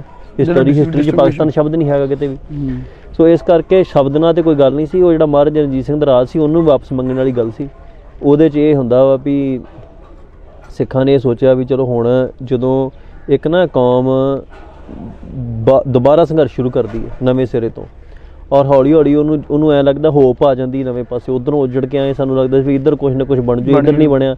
ਅਖੀਰ ਨੂੰ ਦਰਬਾਰ ਸਾਹਿਬ 'ਤੇ ਹਮਲਾ ਹੁੰਦਾ, ਉਦੋਂ ਕੌਮ ਇਹ ਲਕੀਰ ਖਿੱਚ ਲੈਂਦੀ ਵੀ ਹੁਣ ਅੱਜ ਇਹ ਨਹੀਂ ਹੈਗਾ ਵੀ ਇੱਕ ਵਾਰੀ ਹਮਲਾ ਹੋ ਗਿਆ, ਅੱਜ ਵੀ ਤੇ ਇੱਥੇ ਧਮਕੀਆਂ ਆ ਰਹੀਆਂ ਨੇ ਵੀ ਤੁਹਾਡੇ ਤੇ ਹਮਲਾ ਕਰ ਦਿਆਂਗੇ, ਔਰ ਅੱਜ ਵੀ ਉਹ ਪੋਟੈਂਸ਼ੀਅਲ ਰੱਖਦੇ ਨੇ ਹਮਲਾ ਕਰਨ ਦਾ। ਸੋ ਕੌਮ ਕਿੱਦਾਂ ਤੈਅ ਕਰਦੀ ਹੈ ਵੀ ਅਸੀਂ ਸੋਵਰਨਟੀ ਲੈਣੀ ਕਿ ਨਹੀਂ ਲੈਣੀ। ਇਹ ਨਹੀਂ ਵੀ ਬਿਲਕੁਲ ਤੁਹਾਡੇ ਤੇ ਨਾ ਵੀ ਜ਼ੁਲਮ ਹੋਇਆ ਹੋਵੇ ਕੋਈ, ਤਾਂ ਵੀ ਤੁਸੀਂ ਸੋਵਰਨਟੀ ਲੈਣੀ ਚਾਹੀਦੀ ਹਰ ਕੌਮ ਨੂੰ, ਕਿਉਂਕਿ ਤੁਹਾਡੀ ਕਿਸਮਤ ਦਾ ਫੈਸਲਾ ਕਿਸੇ ਦੇ ਹੱਥ 'ਚ ਹੁੰਦਾ ਹੈ। ਤੁਹਾਡੀ ਇੱਜ਼ਤ ਕਿਸੇ ਦੇ ਹੱਥ 'ਚ ਹੈ ਜਿੰਨਾ ਚਿਰ ਤੁਸੀਂ ਆਪ ਰਾਜੀ ਨਹੀਂ। ਆਪ ਰਾਜੇ ਆਪ ਮਾਲਕ ਬਣਨ ਦਾ ਸੁਪਨਾ ਬੜਾ ਪਵਿੱਤਰ ਸੁਪਨਾ ਹੈ। ਸੋ ਇਹੋ ਹੀ ਖਾਲਿਸਤਾਨ ਹੈ, ਇਹੋ ਹੀ ਖਾਲਸਾ ਰਾਜ ਹੈ, ਇਹੋ ਹੀ ਹਲੀਮੀ ਰਾਜ ਹੈ ਸਿੱਖਾਂ ਦਾ। ਉਹ ਸਮੇਂ ਦੇ ਨਾਲ ਇਹਦੇ ਸ਼ਬਦ ਨਾਂ ਬਦਲ ਸਕਦਾ ਹੈ, ਸਮੇਂ ਦੇ ਨਾਲ ਇਹਦਾ ਮਤਲਬ ਕੋਈ ਢਾਂਚਾ ਬਦਲ ਸਕਦਾ ਹੈ, ਪਰ ਉਹਦੇ ਪਿੱਛੇ ਸਿਧਾਂਤ ਜਿਹੜਾ ਹੈ ਗੁਰੂ ਨਾਨਕ ਪਾਤਸ਼ਾਹ ਦਾ, ਹਲੀਮੀ ਰਾਜ ਦਾ, ਬੇਗਮਪੁਰੇ ਦਾ ਸਿਧਾਂਤ ਜਿਹੜਾ ਉਹ ਹੀ ਕਾਇਮ ਰਹਿਣਾ। Manoj ji, out of state second state में आप बैठे हैं हरियाणा में, सिख बहु गिनती में नहीं आते वहाँ पे, खालिस्तान आप कैसे देखते हो हरियाणा के हिसाब से? देखिए, हरियाणा के हिसाब से तो हम देखते ही नहीं ना भाई साहब, क्योंकि हरियाणा मैं देखता हूँ यूनाइटेड पंजाब के पर्सपेक्टिव से, क्योंकि हरियाणा के केवल पर्सपेक्टिव से हम लोग देखेंगे तो फिर झगड़े खड़े हो जाएंगे, कभी SYL का, कभी चंडीगढ़ का। यूनाइटेड पंजाब जो था, जिसमें सर छोटू राम जी ने भी जो है मिनिस्ट्री उनकी थी, यूनियनिस्ट पार्टी थी, उससे पहले महाराजा रंजीत सिंह का जो राज था, तो यूनाइटेड पंजाब का राज, उसको चाहे खालिस्तान का राज कह लो, चाहे हलीमी राज कह लो, चाहे बेगमपुरा कह लो, जो है वो घूम फिर के बात आती है। खालिस्तान जो शब्द है ना, वो हमारी होंद से जुड़ा हुआ शब्द है, वो शब्द हमें समझ में आता है। तो इस वजह से, और वो शब्द हमारे ब्लड के अंदर है, चाहे हरियाणा हो, चाहे पंजाब हो, चाहे इवन पाकिस्तान का पंजाब हो, तो खालिस्तान तो हमारी रगों में तोड़ता है। तो हरियाणा की तरफ से भी नहीं, मतलब यूनाइटेड पंजाब को अगर हम देखेंगे तो हम सारे के सारे अंदर खाते जो है ना, ये चाहते हैं कि भाई खालिस्तान जो है वो एक कंट्री हमारा था, और उस कंट्री ने पूरी साउथ एशिया को जो है वो एक मॉडल बना के दिखाया था कि भाई इस तरीके से भी राज किया जा सकता है। टाइम एंड डिसिप्लिन का राज था जो उस समय शो किया गया। हाँ जी। अमृतपाल सिंह जी, ਭਗਤ ਸਿੰਘ ਨੂੰ ਕਿਵੇਂ ਦੇਖਦੇ ਹੋ ਜੀ? ਨਹੀਂ, ਇਹ ਗੱਲ ਮੈਂ ਪਹਿਲਾਂ ਵੀ ਕਰ ਚੁੱਕਾ ਵੀ ਦੇਖੋ ਸਾਡੇ ਦੇਖਣ ਨਾਲ ਕੋਈ ਫਰਕ ਨਹੀਂ ਪੈਂਦਾ, ਔਰ ਦੂਜੀ ਗੱਲ ਇਹ ਆ ਵੀ ਮੈਂ ਇਸ ਗੱਲ ਦੇ ਹੱਕ 'ਚ ਨਹੀਂ ਵੀ ਭਗਤ ਸਿੰਘ ਨੂੰ ਕੋਈ ਅੱਤਵਾਦੀ ਕਿਹਾ ਜਾਵੇ। ਬਿਲਕੁਲ, ਮੈਂ ਇਸੇ ਕਰਕੇ ਸ਼ਬਦ ਤੁਹਾਡੇ ਸਾਹਮਣੇ ਰੱਖਿਆ।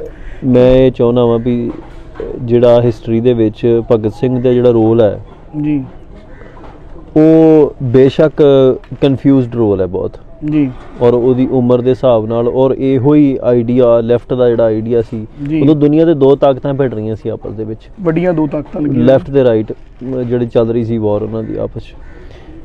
ਔਰ ਉਹਦੇ 'ਚ ਇੱਥੇ ਜਿਹੜੀ ਕਿਉਂਕਿ ਭਗਤ ਸਿੰਘ ਦਾ ਜ਼ਿਆਦਾ ਜੁੜਾਵ ਉੱਥੇ ਬੰਗਾਲ ਦੇ ਜਿਹੜੇ ਕ੍ਰਾਂਤੀਕਾਰੀ ਸੀ ਉਹਨਾਂ ਦੇ ਨਾਲ ਸੀ, ਔਰ ਉਹਨਾਂ ਦਾ ਸਾਰਾ ਹੀ ਝੁਕਾਅ ਇੱਧਰ ਸੀ ਲੈਫਟ ਵਾਲੇ ਪਾਸੇ। ਸੋ ਇਸੇ ਕਰਕੇ ਉਹ ਜਿਹੜੀ ਭਗਤ ਸਿੰਘ ਜਿਹੜੀ ਜਥੇਬੰਦੀ ਸੀ ਉਹਦੇ 'ਚ ਪੰਜਾਬੀ ਸਿੱਖ ਕੋਈ ਬੰਦਾ ਹੋਰ ਹੈ ਹੀ ਨਹੀਂ ਸੀ, ਇਹ ਇਕੱਲਾ ਹੀ ਸੀ। ਔਰ ਇਹ ਜਿਹੜੀ ਉਹ ਆਈਡੀਓਲੋਜੀ ਹੈ ਨਾ, ਉਹਦੇ 'ਚ ਨਾ ਆਇਡੈਂਟੀਟੀਜ਼ ਨੂੰ ਅਸਿਮੀਲੇਟ ਜਾਂ ਖ਼ਤਮ ਕਰਨ ਦਾ ਬੜਾ ਰਿਵਾਜ ਹੈ। ਜਿਵੇਂ ਫਰਜ਼ ਕਰੋ ਅੱਜ ਵੀ ਉਹ ਕਹਿੰਦੇ ਨੇ ਵੀ ਦੁਨੀਆ ਦੇ ਉੱਤੇ ਇੱਕੋ ਰੂਲ ਹੋ ਜਾਣਾ ਚਾਹੀਦਾ ਹੈ, ਇੱਕੋ ਜਿਹੇ ਲੋਕ ਹੋਣੇ ਚਾਹੀਦੇ ਨੇ, ਇੱਕੋ ਜਿਹੀ ਬੋਲੀ ਹੋ ਜਾਣੀ, ਡਿਵਰਸਿਟੀ ਨੂੰ ਮੰਨਦੇ ਨਹੀਂ ਉਹ। ਇਸੇ ਕਰਕੇ ਭਗਤ ਸਿੰਘ ਨੇ ਇੱਕ ਉਮਰ 'ਚ ਆਣ ਕੇ ਲਿਖ ਦਿੱਤਾ ਵੀ ਜਿਹੜੀ ਹਿੰਦੀ ਬੋਲੀ ਹੈ, ਲਿਪੀ ਹੈ, ਉਹ ਗੁਰਮੁਖੀ ਲਿਪੀ ਤੋਂ ਵਧੀਆ, ਅਤੇ ਦੂਜੀ ਉਹਨੇ ਇਹ ਗੱਲ ਲਿਖ ਦਿੱਤੀ ਵੀ ਆਪਾਂ ਦੂਜੇ ਬਹੁਤ ਲੋਕਾਂ ਤੱਕ ਰੀਚ ਕਰ ਸਕਦੇ ਹਾਂ। ਹੁਣ ਜਿਹੜੀ ਰੀਚ ਵਧਾਉਣ ਵਾਲੀ ਗੱਲ ਹੈ ਤੇ ਡਿਵਰਸਿਟੀ ਨੂੰ ਮਾਰਨ ਵਾਲੀ ਗੱਲ, ਕਿਉਂਕਿ ਫਿਰ ਤੇ ਆਪਾਂ ਇੱਦਾਂ ਕਹਿੰਦੇ ਵੀ ਅੰਗਰੇਜ਼ੀ ਬਹੁਤ ਫੈਲ ਗਈ ਤਾਂ ਮਤਲਬ ਦੁਨੀਆ ਭਾਸ਼ਾਵਾਂ ਖਤਮ ਕਰ ਦਿੱਤੀਆਂ ਜਾਣ। ਪਰ ਜਿਨ੍ਹਾਂ ਨੇ ਅੰਗਰੇਜ਼ੀ ਫੈਲਾਈ ਆ ਯੂਰਪੀਅਨ ਕੰਟਰੀਜ਼ ਦੇ ਵਿੱਚੋਂ, ਇਹ ਸਾਰਾ ਕੁਝ ਸ਼ੁਰੂ ਹੈ।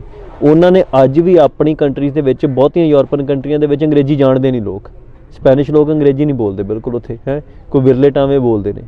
ਔਰ ਉਹਨਾਂ ਨੂੰ ਕਦੀ ਕੋਈ ਬੰਦਾ ਨਹੀਂ ਕਹਿੰਦਾ ਵੀ ਯਾਰ ਇਹਨਾਂ ਦੀ ਰੀਚ ਘਟ ਗਈ ਹੈ। ਜੈਪਨੀਜ਼ ਲੋਕ ਅੰਗਰੇਜ਼ੀ ਨਹੀਂ ਬੋਲਦੇ, ਦੁਨੀਆ 'ਚ ਟੈਕਨੀਕਲੀ ਉਹ ਮਾਹਰ ਬਣ ਗਏ ਸੰਸਾਰ ਦੇ ਵਿੱਚ। ਜਿਹੜੇ ਚਾਈਨੀਜ਼ ਆ ਉਹਨਾਂ ਨੂੰ ਕੋਈ ਅੰਗਰੇਜ਼ੀ ਨਹੀਂ ਆਉਂਦੀ, ਔਰ ਦੁਨੀਆ ਦੀ ਲੋੜ ਬਣ ਗਈ ਚਾਈਨਾ ਦੇ ਨਾਲ ਡੀਲ ਕਰਨ ਦੀ। ਫਿਰ ਵੀ ਇੰਗਲਿਸ਼ ਵਰਲਡ ਵਾਈਡ ਲੈਂਗੁਏਜ ਹੈ, ਉਹ ਲੈਂਗੁਏਜ ਕਮਿਊਨੀਕੇਸ਼ਨ ਲਈ ਬਣ ਗਈ। ਉਹ ਡੋਮੀਨੈਂਸ ਕਿਉਂ ਆਈ? ਕਿਉਂਕਿ ਉਹਨਾਂ ਕੋਲ ਪਾਵਰ ਸੀ, ਔਰ ਪਾਵਰ ਉਹ ਜਿੱਤ ਗਏ। ਲੈਫਟ ਐਂਡ ਰਾਈਟ ਦੀ ਵਾਰ ਦੇ ਵਿੱਚੋਂ ਜਦੋਂ ਜਿੱਤੇ ਤੇ ਉਹਨਾਂ ਦੀ ਲੈਂਗੁਏਜ ਜਿਹੜੀ ਸੀ ਦੁਨੀਆ ਦੇ ਉੱਤੇ ਛਾ ਗਈ, ਟੈਕਨੀਕਲੀ ਹਰ ਚੀਜ਼ ਦੇ ਉੱਤੇ। ਪਰ ਭਗਤ ਸਿੰਘ ਹੁਣਾਂ ਦੀ ਪ੍ਰੋਬਲਮ ਇਹ ਸੀ ਮੌਕੇ ਦੇ ਉੱਤੇ ਵੀ ਉਹ ਇਸ ਲੜਾਈ ਦੇ ਵਿੱਚ ਇਹ ਨਹੀਂ ਸਮਝ ਸਕੇ ਵੀ ਅਸੀਂ ਜਿਹੜਾ ਵਾ ਗੁਰੂ ਦੇ ਸਿਧਾਂਤ ਦੇ ਉੱਤੇ ਕਿਵੇਂ ਲੜਨਾ। ਔਰ ਆਪਣਾ ਹੁਣ ਬੰਦਿਆਂ ਦੀ ਕੀ ਪ੍ਰੋਬਲਮ ਹੈ, ਜੋ ਹੱਥ 'ਚ ਪਾਵਰ ਆਉਂਦੀ ਮਾੜੀ ਚੰਗੀ, ਉਹ ਆਪਣਾ ਰੂਲ ਲਾਗੂ ਕਰਨ ਸ਼ੁਰੂ ਕਰ ਦਿੰਦੇ। ਉਹਨਾਂ ਨੂੰ ਇਹ ਨਹੀਂ ਮਤਲਬ ਹੁੰਦਾ ਵੀ ਦੂਜਾ ਬੰਦਾ ਕੀ ਸੋਚਦਾ ਜਾਂ ਉਹਦੀ ਆਈਡੀਓਲੋਜੀ ਕੀ, ਉਹਨੂੰ ਕਿਵੇਂ ਪ੍ਰੋਟੈਕਟ ਕਰਨਾ ਹੈ। ਸੋ ਸਿੱਖੀ ਦਾ ਜਿਹੜਾ ਸਿਧਾਂਤ ਸੀ, ਉਹ ਤੋਂ ਪਹਿਲਾਂ ਕਰਤਾਰ ਸਿੰਘ ਸਰਾਭਾ ਸੀ, ਗਦਰ ਮੂਵਮੈਂਟ ਚੱਲੀ ਹੈ, ਬੱਬਰ ਅਕਾਲੀ ਲਹਿਰ ਚੱਲੀ ਹੈ। ਕਿਉਂ ਕਿਸੇ ਵੀ ਬੰਦੇ ਨੂੰ ਨਹੀਂ ਉਭਾਰਿਆ ਗਿਆ? ਕਿੰਨੇ ਸਿੱਖ ਆਈਡਲ ਸੀ, ਭਗਤ ਸਿੰਘ ਨੂੰ ਹੀ ਕਿਉਂ ਉਭਾਰਿਆ ਗਿਆ ਸਟੇਟ ਵੱਲੋਂ? ਸਟੇਟ ਸਪੌਂਸਰਡ ਹੀ ਹੋਇਆ ਸਾਰਾ ਕੁਛ ਨਾ। 47 ਤੋਂ ਬਾਅਦ 'ਚ ਜਿਹੜਾ ਭਗਤ ਸਿੰਘ ਦਾ ਉਭਾਰ ਹੋਇਆ ਉਹ ਸਟੇਟ ਵੱਲੋਂ ਸਪੌਂਸਰਡ ਸੀ। नहीं तो 47 तो बाद गदरी बाबे जेल 'ਚ ਸੀ। बाबा सोहन सिंह भकने ने जिन्नी जेल ਪਹਿਲਾਂ ਕੱਟੀ है 47 ਤੋਂ 19 ਕੁ ਬਾਅਦ 'ਚ ਕੱਟੀ है और ਉਹ ਸਭ ਤੋਂ ਵੱਡੇ ਗਦਰੀ ਬਾਬੇ ਸੀ ਜੀ। ਸੋ ਉਹਨਾਂ ਨੇ ਤੇ ਕਿਹਾ ਸੀ ਵੀ ਆਜ਼ਾਦੀ ਵੇਲੇ ਨਹੀਂ ਹੈ, ਸਾਡਾ ਲੱਕ ਟੁੱਟ ਗਿਆ। ਹੁਣ ਅੱਜ ਦੇਖੋ ਜੇ ਹਰ ਬੰਦਾ ਨੈਸ਼ਨਲਿਜ਼ਮ ਦੇ ਭਾਵ ਨਾਲ ਭਗਤ ਸਿੰਘ ਨੂੰ ਸੈਲੀਬ੍ਰੇਟ ਕਰ ਰਿਹਾ ਹੈ ਔਰ ਸਿੱਖਾਂ ਨੂੰ ਅਸਿਮੀਲੇਟ ਕਰ ਰਿਹਾ, ਸਿੱਖਾਂ ਨੂੰ ਇਹ ਸਮਝਣ ਦੀ ਲੋੜ ਹੈ ਵੀ ਅਸੀਂ ਆਪਣੇ ਆਈਡਲ ਉਹ ਨਹੀਂ ਚੁਣਨੇ ਜਿਹੜੇ ਸਾਡੀ ਆਇਡੈਂਟੀਟੀ ਨੂੰ ਖਤਮ ਕਰਕੇ ਸਾਨੂੰ ਨੈਸ਼ਨਲਿਜ਼ਮ ਨਾਲ ਜੋੜਨ। ਅਸੀਂ ਉਹ ਆਈਡਲ ਚੁਣਨੇ ਜਿਹੜੀ ਸਿੱਖਾਂ ਦੀ ਯੂਨੀਕ ਤੇ ਡਿਫਰੈਂਟ ਆਇਡੈਂਟੀਟੀ ਨੂੰ ਪ੍ਰੋਟੈਕਟ ਕਰਨ। ਜੀ ਹਰਿਆਣੇ 'ਚ ਤੁਸੀਂ ਹੁਣੇ ਰੀਸੈਂਟਲੀ ਹੋ ਕੇ ਆਏ ਹੋ, ਕੱਟ ਬਹੁਤ ਸੀ, ਸੰਗਤ ਸ਼ਾਮੀ 6:30-7 ਵਜੇ ਤੱਕ ਵੀ ਉਡੀਕ ਕਰ ਰਹੀ ਸੀ। ਆਪ ਜੀ ਥੋੜਾ ਲੇਟ ਪਹੁੰਚੇ। ਮਨੋਜ ਦੂਹਨ ਜੀ ਵੀ ਹਰਿਆਣੇ ਤੁਹਾਡੇ ਮਿੱਤਰ ਨੇ, ਲੱਗੇ ਹੋਏ ਨੇ। ਹਰਿਆਣੇ ਔਰ ਪੰਜਾਬ ਨੂੰ ਯੂਨਾਈਟਿਡ ਕਿਵੇਂ ਦੇਖਦੇ ਹੋ? ਅਗਰ ਯੂਨਾਈਟਿਡ ਪੰਜਾਬ ਹੋਵੇ ਇਹਨੂੰ ਕਿਵੇਂ ਦੇਖਦੇ ਹੋ? ਦੇਖੋ ਵੈਸਟ ਜਰਮਨੀ ਤੇ ਉਹਦੇ 'ਚ ਜਦੋਂ ਲਕੀਰ ਖਿੱਚੀ ਗਈ ਨਾ ਵਾਲ ਜਰਮਨ ਦੀ ਹੋ ਗਈ, ਉਹ ਇੱਕ ਸਮੇਂ ਆ ਕੇ ਲੋਕਾਂ ਨੇ ਤੋੜੀ, ਉਹ ਰੈਵੋਲੂਸ਼ਨ ਹੋਇਆ, ਲੋਕਾਂ ਨੇ ਕੰਧ ਹੀ ਤੋੜ ਦਿੱਤੀ, ਜਰਮਨ ਇੱਕ ਹੋ ਗਿਆ। ਹਰਿਆਣੇ ਦੇ ਵਿੱਚ ਤੇ ਪੰਜਾਬ ਦੇ ਵਿੱਚ ਉਹੋ ਜਿਹੀ ਵਾਲ ਕੋਈ ਨਹੀਂ। ਬਹੁਤ ਜਦੋਂ ਤੁਸੀਂ ਹਰਿਆਣੇ 'ਚ ਐਂਟਰ ਕੀਤਾ ਸੀ ਕਿੰਨਾ ਚਿਰ ਸਾਨੂੰ ਰਿਅਲਾਈਜ਼ ਨਹੀਂ ਹੋਇਆ ਵੀ ਪੰਜਾਬ ਤੋਂ ਬਾਹਰ ਚਲ ਗਏ ਤੇ ਹਰਿਆਣੇ 'ਚ ਐਂਟਰ ਹੋ ਗਏ। ਕੋਈ ਕਲਚਰਲ ਡਿਫਰੈਂਸ ਨਹੀਂ ਹੈਗਾ। ਸਿੱਖ ਉੱਥੇ ਵੀ ਵਸਦੇ, ਇੱਧਰ ਵੀ ਵਸਦੇ, ਜਿਹੜੇ ਉੱਧਰ ਦੂਜੇ ਨੌਨ ਸਿੱਖ ਵੀ ਬੰਦੇ ਉਹ ਵੀ ਇੱਧਰ ਵੀ ਹੈਗੇ ਆਪਣੇ, ਉਹ ਸਾਰਾ ਸਾਨੂੰ। ਹਾਂ ਉੱਥੇ ਜਿੱਦਾਂ ਵੀ ਫੋਰਸਫੁਲੀ ਹਿੰਦੀ ਲਿਖੀ ਗਈ ਬੋਰਡਾਂ ਦੇ ਉੱਤੇ ਜੀ, ਕਿਉਂਕਿ ਲੈਂਗੁਇਸਟਿਕ ਬੇਸਿਸ ਤੇ ਸਟੇਟਾਂ ਵੰਡੀਆਂ ਗਈਆਂ। ਸੈਕੰਡ ਸਟੇਟ ਲੈਂਗੁਏਜ ਹੈ ਪੰਜਾਬੀ, ਫਸਟ ਹਿੰਦੀ ਹੈ। ਹਾਂ ਉਹ ਥੋੜਾ ਫਰਕ ਥੋੜਾ ਉੱਥੋਂ ਪਤਾ ਲੱਗਦਾ ਹੈ। ਅਦਰਵਾਈਜ਼ ਇਹ ਬਾਰਡਰ ਤੇ ਹੈ ਨਹੀਂ ਕਿਸੇ ਕਿਸਮ ਦਾ। ਸੋ ਇਹ ਆ ਵੀ ਜਿਹੜਾ ਜਿੰਨਾ ਚਿਰ ਦਿੱਲੀ ਇਨਫਲੂਐਂਸ ਰੱਖੂਗੀ ਉਹਨਾਂ ਚਿਰ ਤੇ ਡਿਵਾਈਡ ਬਣਿਆ ਰਹੂਗਾ। ਔਰ ਉਹਨਾਂ ਨੇ ਕੁਝ ਪੋਲੀਟੀਕਲ ਮੁੱਦੇ ਖੜੇ ਕੀਤੇ ਨੇ, SYL ਹੋ ਗਿਆ, ਦੂਜੇ ਮੁੱਦੇ ਜਿਨ੍ਹਾਂ ਦੇ ਉੱਤੇ ਦੋਵਾਂ ਰਾਜਾਂ ਦੀ ਜਿਹੜੀ ਲੜਾਈ ਹੈ ਉਹ ਕਰਾਉਂਦੇ ਰਹਿੰਦੇ ਆ। ਤੁਸੀਂ ਕਿਵੇਂ ਦੇਖਦੇ ਹੋ ਫਿਰ ਇਸ ਮੁੱਦਿਆਂ ਨੂੰ? ਅਗਰ ਇਹ ਮੁੱਦੇ ਦੋ ਰਾਜਾਂ ਦੀ ਲੜਾਈ ਕਰਾਉਣ ਦੇ ਲਈ ਨੇ ਤੇ ਤੁਹਾਡੀ SYL ਚੰਡੀਗੜ੍ਹ ਇਹਨਾਂ ਦੇ ਕੀ ਸਟੇਟਮੈਂਟ ਰਹਿੰਦੀ ਹੈ? ਨਹੀਂ ਅਸੀਂ ਤਾਂ ਕਹਿੰਦੇ ਪੰਜਾਬ ਹਰਿਆਣਾ ਇੱਕੋ ਜਿਹੇ, ਤੇ ਚੰਡੀਗੜ੍ਹ ਸਾਰਿਆਂ ਦੀ ਰਾਜਧਾਨੀ ਬਣ ਜਾਣੀ ਹੈ ਤੇ SYL ਦਾ ਪਾਣੀ ਸਾਰਿਆਂ ਦੇ ਪਾਣੀ ਬਣ ਜਾਣਾ ਜੇ ਦੋਨੋਂ ਸਟੇਟ ਯੂਨਾਈਟ ਹੋ ਜਾਣ। ਯੂਨਾਈਟਡ ਹੋ ਕੇ ਅਗਰ ਨਹੀਂ ਹੁੰਦੀਆਂ ਤੇ ਨਹੀਂ ਯੂਨਾਈਟ ਹੋਣਾ ਹੀ ਪੈਣਾ ਹੈ ਨਾ, ਨਹੀਂ ਹੋ ਕੇ ਕਿੱਦਾਂ ਗੁਜ਼ਾਰਾ ਹੋਊਗਾ? ਤੱਕ ਤਾਂ ਯੂਨਾਈਟ ਨਹੀਂ ਹੈਗੀਆਂ। ਮੈਂ ਉਹੀ ਕਹਿ ਰਿਹਾ ਵੀ ਸਾਡਾ ਨਹੀਂ ਹੋਣਾ ਜਿਹੜਾ, ਇਹ ਅਸੀਂ ਗੱਲ ਹੀ ਨਹੀਂ ਕਰਨੀ। ਅਸੀਂ ਗੱਲ ਕਰਨੀ ਹੈ ਵੀ ਸਾਡਾ ਗੁਜ਼ਾਰਾ ਨਹੀਂ। ਦੇਖੋ ਜੇ ਪਾਣੀ ਗੰਗਾ ਦਾ ਹਰਿਆਣੇ 'ਚ ਆਉਂਦਾ ਤਾਂ ਪੰਜਾਬ ਨੂੰ ਵੀ ਚਾਹੀਦਾ। ਤੇ ਜੇ ਸਟੇਟ ਸਾਡੀ ਇੱਕ ਹੁੰਦੀ ਹੈ, ਜੇ ਅਸੀਂ ਪੰਜਾਬ ਸਿਰਜਦੇ ਹਾਂ ਦੁਬਾਰਾ, ਉਹਦੇ ਨਾਲ ਸਾਡਾ ਬੈਨੀਫਿਟ ਕੀ ਹੈ ਵੀ ਜਿਹੜੀ ਹਰਿਆਣੇ ਦੀ ਇੰਡਸਟਰੀ ਹੈ ਉਹਦਾ ਬੈਨੀਫਿਟ ਪੰਜਾਬ ਨੂੰ ਮਿਲੇਗਾ। ਪੰਜਾਬ ਦਾ ਜਿਹੜਾ ਰਿਸੋਰਸਸ ਹੈ, ਨੈਚੁਰਲ ਰਿਸੋਰਸ, ਉਹਦਾ ਹਰਿਆਣਾ, ਕਿਉਂਕਿ ਸਾਨੂੰ ਹੁਣ ਇਹ ਤਾਂ ਪਤਾ ਨਾ ਵੀ ਆਪਣੀ ਸਟੇਟ ਹੈ ਤੇ ਆਪਣਾ ਫਾਇਦਾ ਨੁਕਸਾਨ ਤੇ ਵੇਖਣਾ ਪੈਣਾ ਹੈ। ਹੁਣ ਕੀ ਹੋ ਰਿਹਾ ਹੈ ਵੀ ਦਿੱਲੀ ਦੋਨਾਂ ਨੂੰ ਲੁੱਟ ਰਹੀ ਹੈ ਵੱਖਰੇ ਵੱਖਰੇ ਕਰਕੇ। ਮੈਂ ਪਹਿਲਾਂ ਸਾਨੂੰ ਵੀ ਐਂ ਲੱਗਦਾ ਹੁੰਦਾ ਸੀ ਵੀ ਹਰਿਆਣੇ ਦੇ ਬਹੁਤ ਉਹਨੂੰ ਬੈਨੀਫਿਟ ਮਿਲ ਰਿਹਾ ਹਰਿਆਣੇ ਨੂੰ, ਪੰਜਾਬ ਜਿਹੜੇ ਹੈ ਸ਼ਾਇਦ ਇਸ ਲਈ ਹਰਿਆਣੇ ਨੂੰ, ਪਰ ਉਹ ਵੀ ਉਹਨਾਂ ਨੇ ਕਰਕੇ NCR ਇਲਾਕੇ ਨਾਨ ਕੇ ਦੇਖੋ ਜੀ ਹੌਲੀ ਹੌਲੀ ਉਹਨਾਂ ਨੇ ਹਰਿਆਣੇ ਦੇ ਕੋਲ ਜਿਹੜਾ ਉੱਥੇ IT ਹੱਬ ਬਣੀਆਂ ਨੇ ਉਹਨਾਂ ਦੀ, ਉੱਥੇ ਉਹਨਾਂ ਨੇ ਬੰਦੇ ਹੀ ਉਹ ਲਿਆ ਕੇ ਵਸਾ ਦੇਣੇ ਤੇ ਹਰਿਆਣੇ ਦੇ ਲੋਕਾਂ ਦੀ ਐਂਟਰੀ ਬੰਦ ਕਰ ਦੇਣੀ। ਜਿਵੇਂ ਇਹਨਾਂ ਨੇ ਮੋਹਾਲੀ 'ਚ ਕੀਤਾ, ਚੰਡੀਗੜ੍ਹ ਦੇ ਲਾਗੇ ਸਾਰੇ ਬੰਦੇ ਹਿਮਾਚਲ ਦੇ ਲਿਆ ਕੇ ਵਸਾ ਦਿੱਤੇ, ਪੰਜਾਬੀਆਂ ਦੀ ਉੱਥੇ ਐਂਟਰੀ ਕੋਈ ਨਹੀਂ। ਉੱਥੇ ਇੱਕ ਪਿੱਛੇ ਜੇ ਬੋਰਡ ਲੱਗਾ ਮੋਹਾਲੀ ਦੇ ਵਿੱਚ ਕਲੋਨੀ ਬਣੀ ਵੀ ਇੱਥੇ ਸਿਰਫ ਹਿਮਾਚਲੀ ਬੰਦੇ ਘਰ ਲੈ ਸਕਦੇ ਨੇ, ਪੰਜਾਬੀ ਅਲਾਉਡ ਨਹੀਂ ਹੈਗੇ। ਪੰਜਾਬ 'ਚ ਬੋਰਡ ਲੱਗਾ ਹੈ। ਸੋ ਇਹੋ ਹੀ ਕੰਮ ਉੱਥੇ NCR 'ਚ ਹੋਣਾ। ਜਿਨੇ ਦਿੱਲੀ ਦੇਖੋ ਜਿਹੜੀ ਸਿਟੀ ਹੈ ਨਾ, ਸ਼ਹਿਰ ਕੀ ਕਰਦਾ ਹੈ, ਸ਼ਹਿਰ ਆਪਣੇ ਲਾਗੇ ਲਾਗੇ ਕਬਜ਼ਾ ਕਰਦਾ ਜਾਂਦਾ ਹੌਲੀ ਹੌਲੀ। ਤੇ ਜਿਹੜੇ ਜਿਨ੍ਹਾਂ ਦੀ ਪਿੰਡਾਂ ਦੇ ਉੱਜੜ ਕੇ ਸ਼ਹਿਰ ਬਣਦਾ ਹੈ ਉਹਨਾਂ ਨੂੰ ਉੱਥੇ ਹੁਣ ਚੰਡੀਗੜ੍ਹ ਬਣਿਆ ਪੰਜਾਬ ਦੇ ਪਿੰਡ ਉਜਾੜ ਕੇ, ਤੇ ਉੱਥੇ ਪੰਜਾਬੀਆਂ ਨੂੰ ਇਜਾਜ਼ਤ ਨਹੀਂ ਹੈਗੀ ਵੜਨ ਦੀ। ਸੋ ਆਪਾਂ ਨੂੰ ਇਹ ਸਮਝਣਾ ਪੈਣਾ ਹੈ ਵੀ ਜੇ ਤੇ ਆਪਣਾ ਕੋਈ ਰੌਲਾ ਹੋਵੇ ਬਹੁਤ ਵੱਡਾ ਧਾਰਮਿਕ, ਫਿਰ ਤੇ ਮੰਨੀਏ। ਰੌਲਾ ਕਾਹਦਾ ਹੈ? ਰਿਸੋਰਸਸ ਦਾ। ਤੇ ਰਿਸੋਰਸਸ ਤੇ ਉਦਣ ਇੱਕ ਹੋ ਜਾਣੇ ਜਿੱਦਣ ਲੋਕ ਇੱਕ ਹੋ ਗਏ, ਜਿੱਦਣ ਲਕੀਰ ਮਿਟ ਗਈ ਫਿਰ ਰਿਸੋਰਸਸ ਇੱਕ ਹੀ ਆ। ਫਿਰ ਇਹ ਆ ਵੀ ਆਪਾਂ ਖੇਤੀਬਾੜੀ 'ਚ ਡਿਵਰਸਿਟੀ ਲੈ ਕੇ ਆ ਸਕਦੇ ਹਾਂ। ਸਟੇਟ ਨੇ ਆਹ ਚੀਜ਼ ਇੰਨੀ ਉਗਾਉਣੀ ਹੈ, ਉਹ ਤੇ ਤੈਅ ਹੋ ਸਕਦਾ ਵੀ ਇੱਥੇ ਆ ਗਾ ਸਕਦੇ, ਇੱਥੇ ਨਹੀਂ ਬੀਜ ਸਕਦੇ, ਪਰ ਉਹਦੇ ਲਈ ਇੱਕ ਹੋਣਾ ਪੈਣਾ। ਔਰ ਕਿਸਾਨੀ ਮੋਰਚੇ ਤੋਂ ਬਾਅਦ 'ਚ ਇਹ ਬਹੁਤ ਆਸ ਬੱਝੀ ਹੈ ਵੀ ਲੋਕ ਜਿਹੜੇ ਨੇ ਇਹਨਾਂ ਦੀ ਪੋਲੀਟਿਕਸ ਦੇ ਵਿੱਚ ਨਹੀਂ ਆਉਣਗੇ।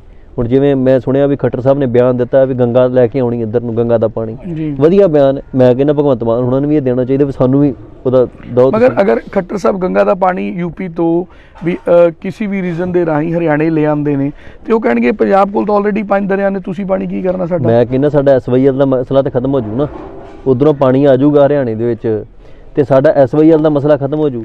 ਫਿਰ ਹਰਿਆਣੇ ਦੇ ਲੋਕਾਂ ਨੂੰ ਇਹ ਤੇ ਪ੍ਰਵੋਕ ਨਹੀਂ ਨਾ ਕੀਤਾ ਜਾ ਸਕਦਾ ਵੀ ਤੁਸੀਂ ਹੁਣ SYL ਦਾ ਪਾਣੀ ਮੰਗੋ, ਕਿਉਂਕਿ ਉਹਨਾਂ ਨੂੰ ਇਹ ਰਿਅਲਾਈਜੇਸ਼ਨ ਹੋ ਗਈ ਇੱਥੇ ਆਣ ਕੇ। ਮੈਂ ਕਹਿੰਦਾ ਲੋਕ ਵੇਖਣ ਕਿ ਪੰਜਾਬ ਕੋਲ ਕਿੰਨਾ ਕੁ ਪਾਣੀ ਹੈ।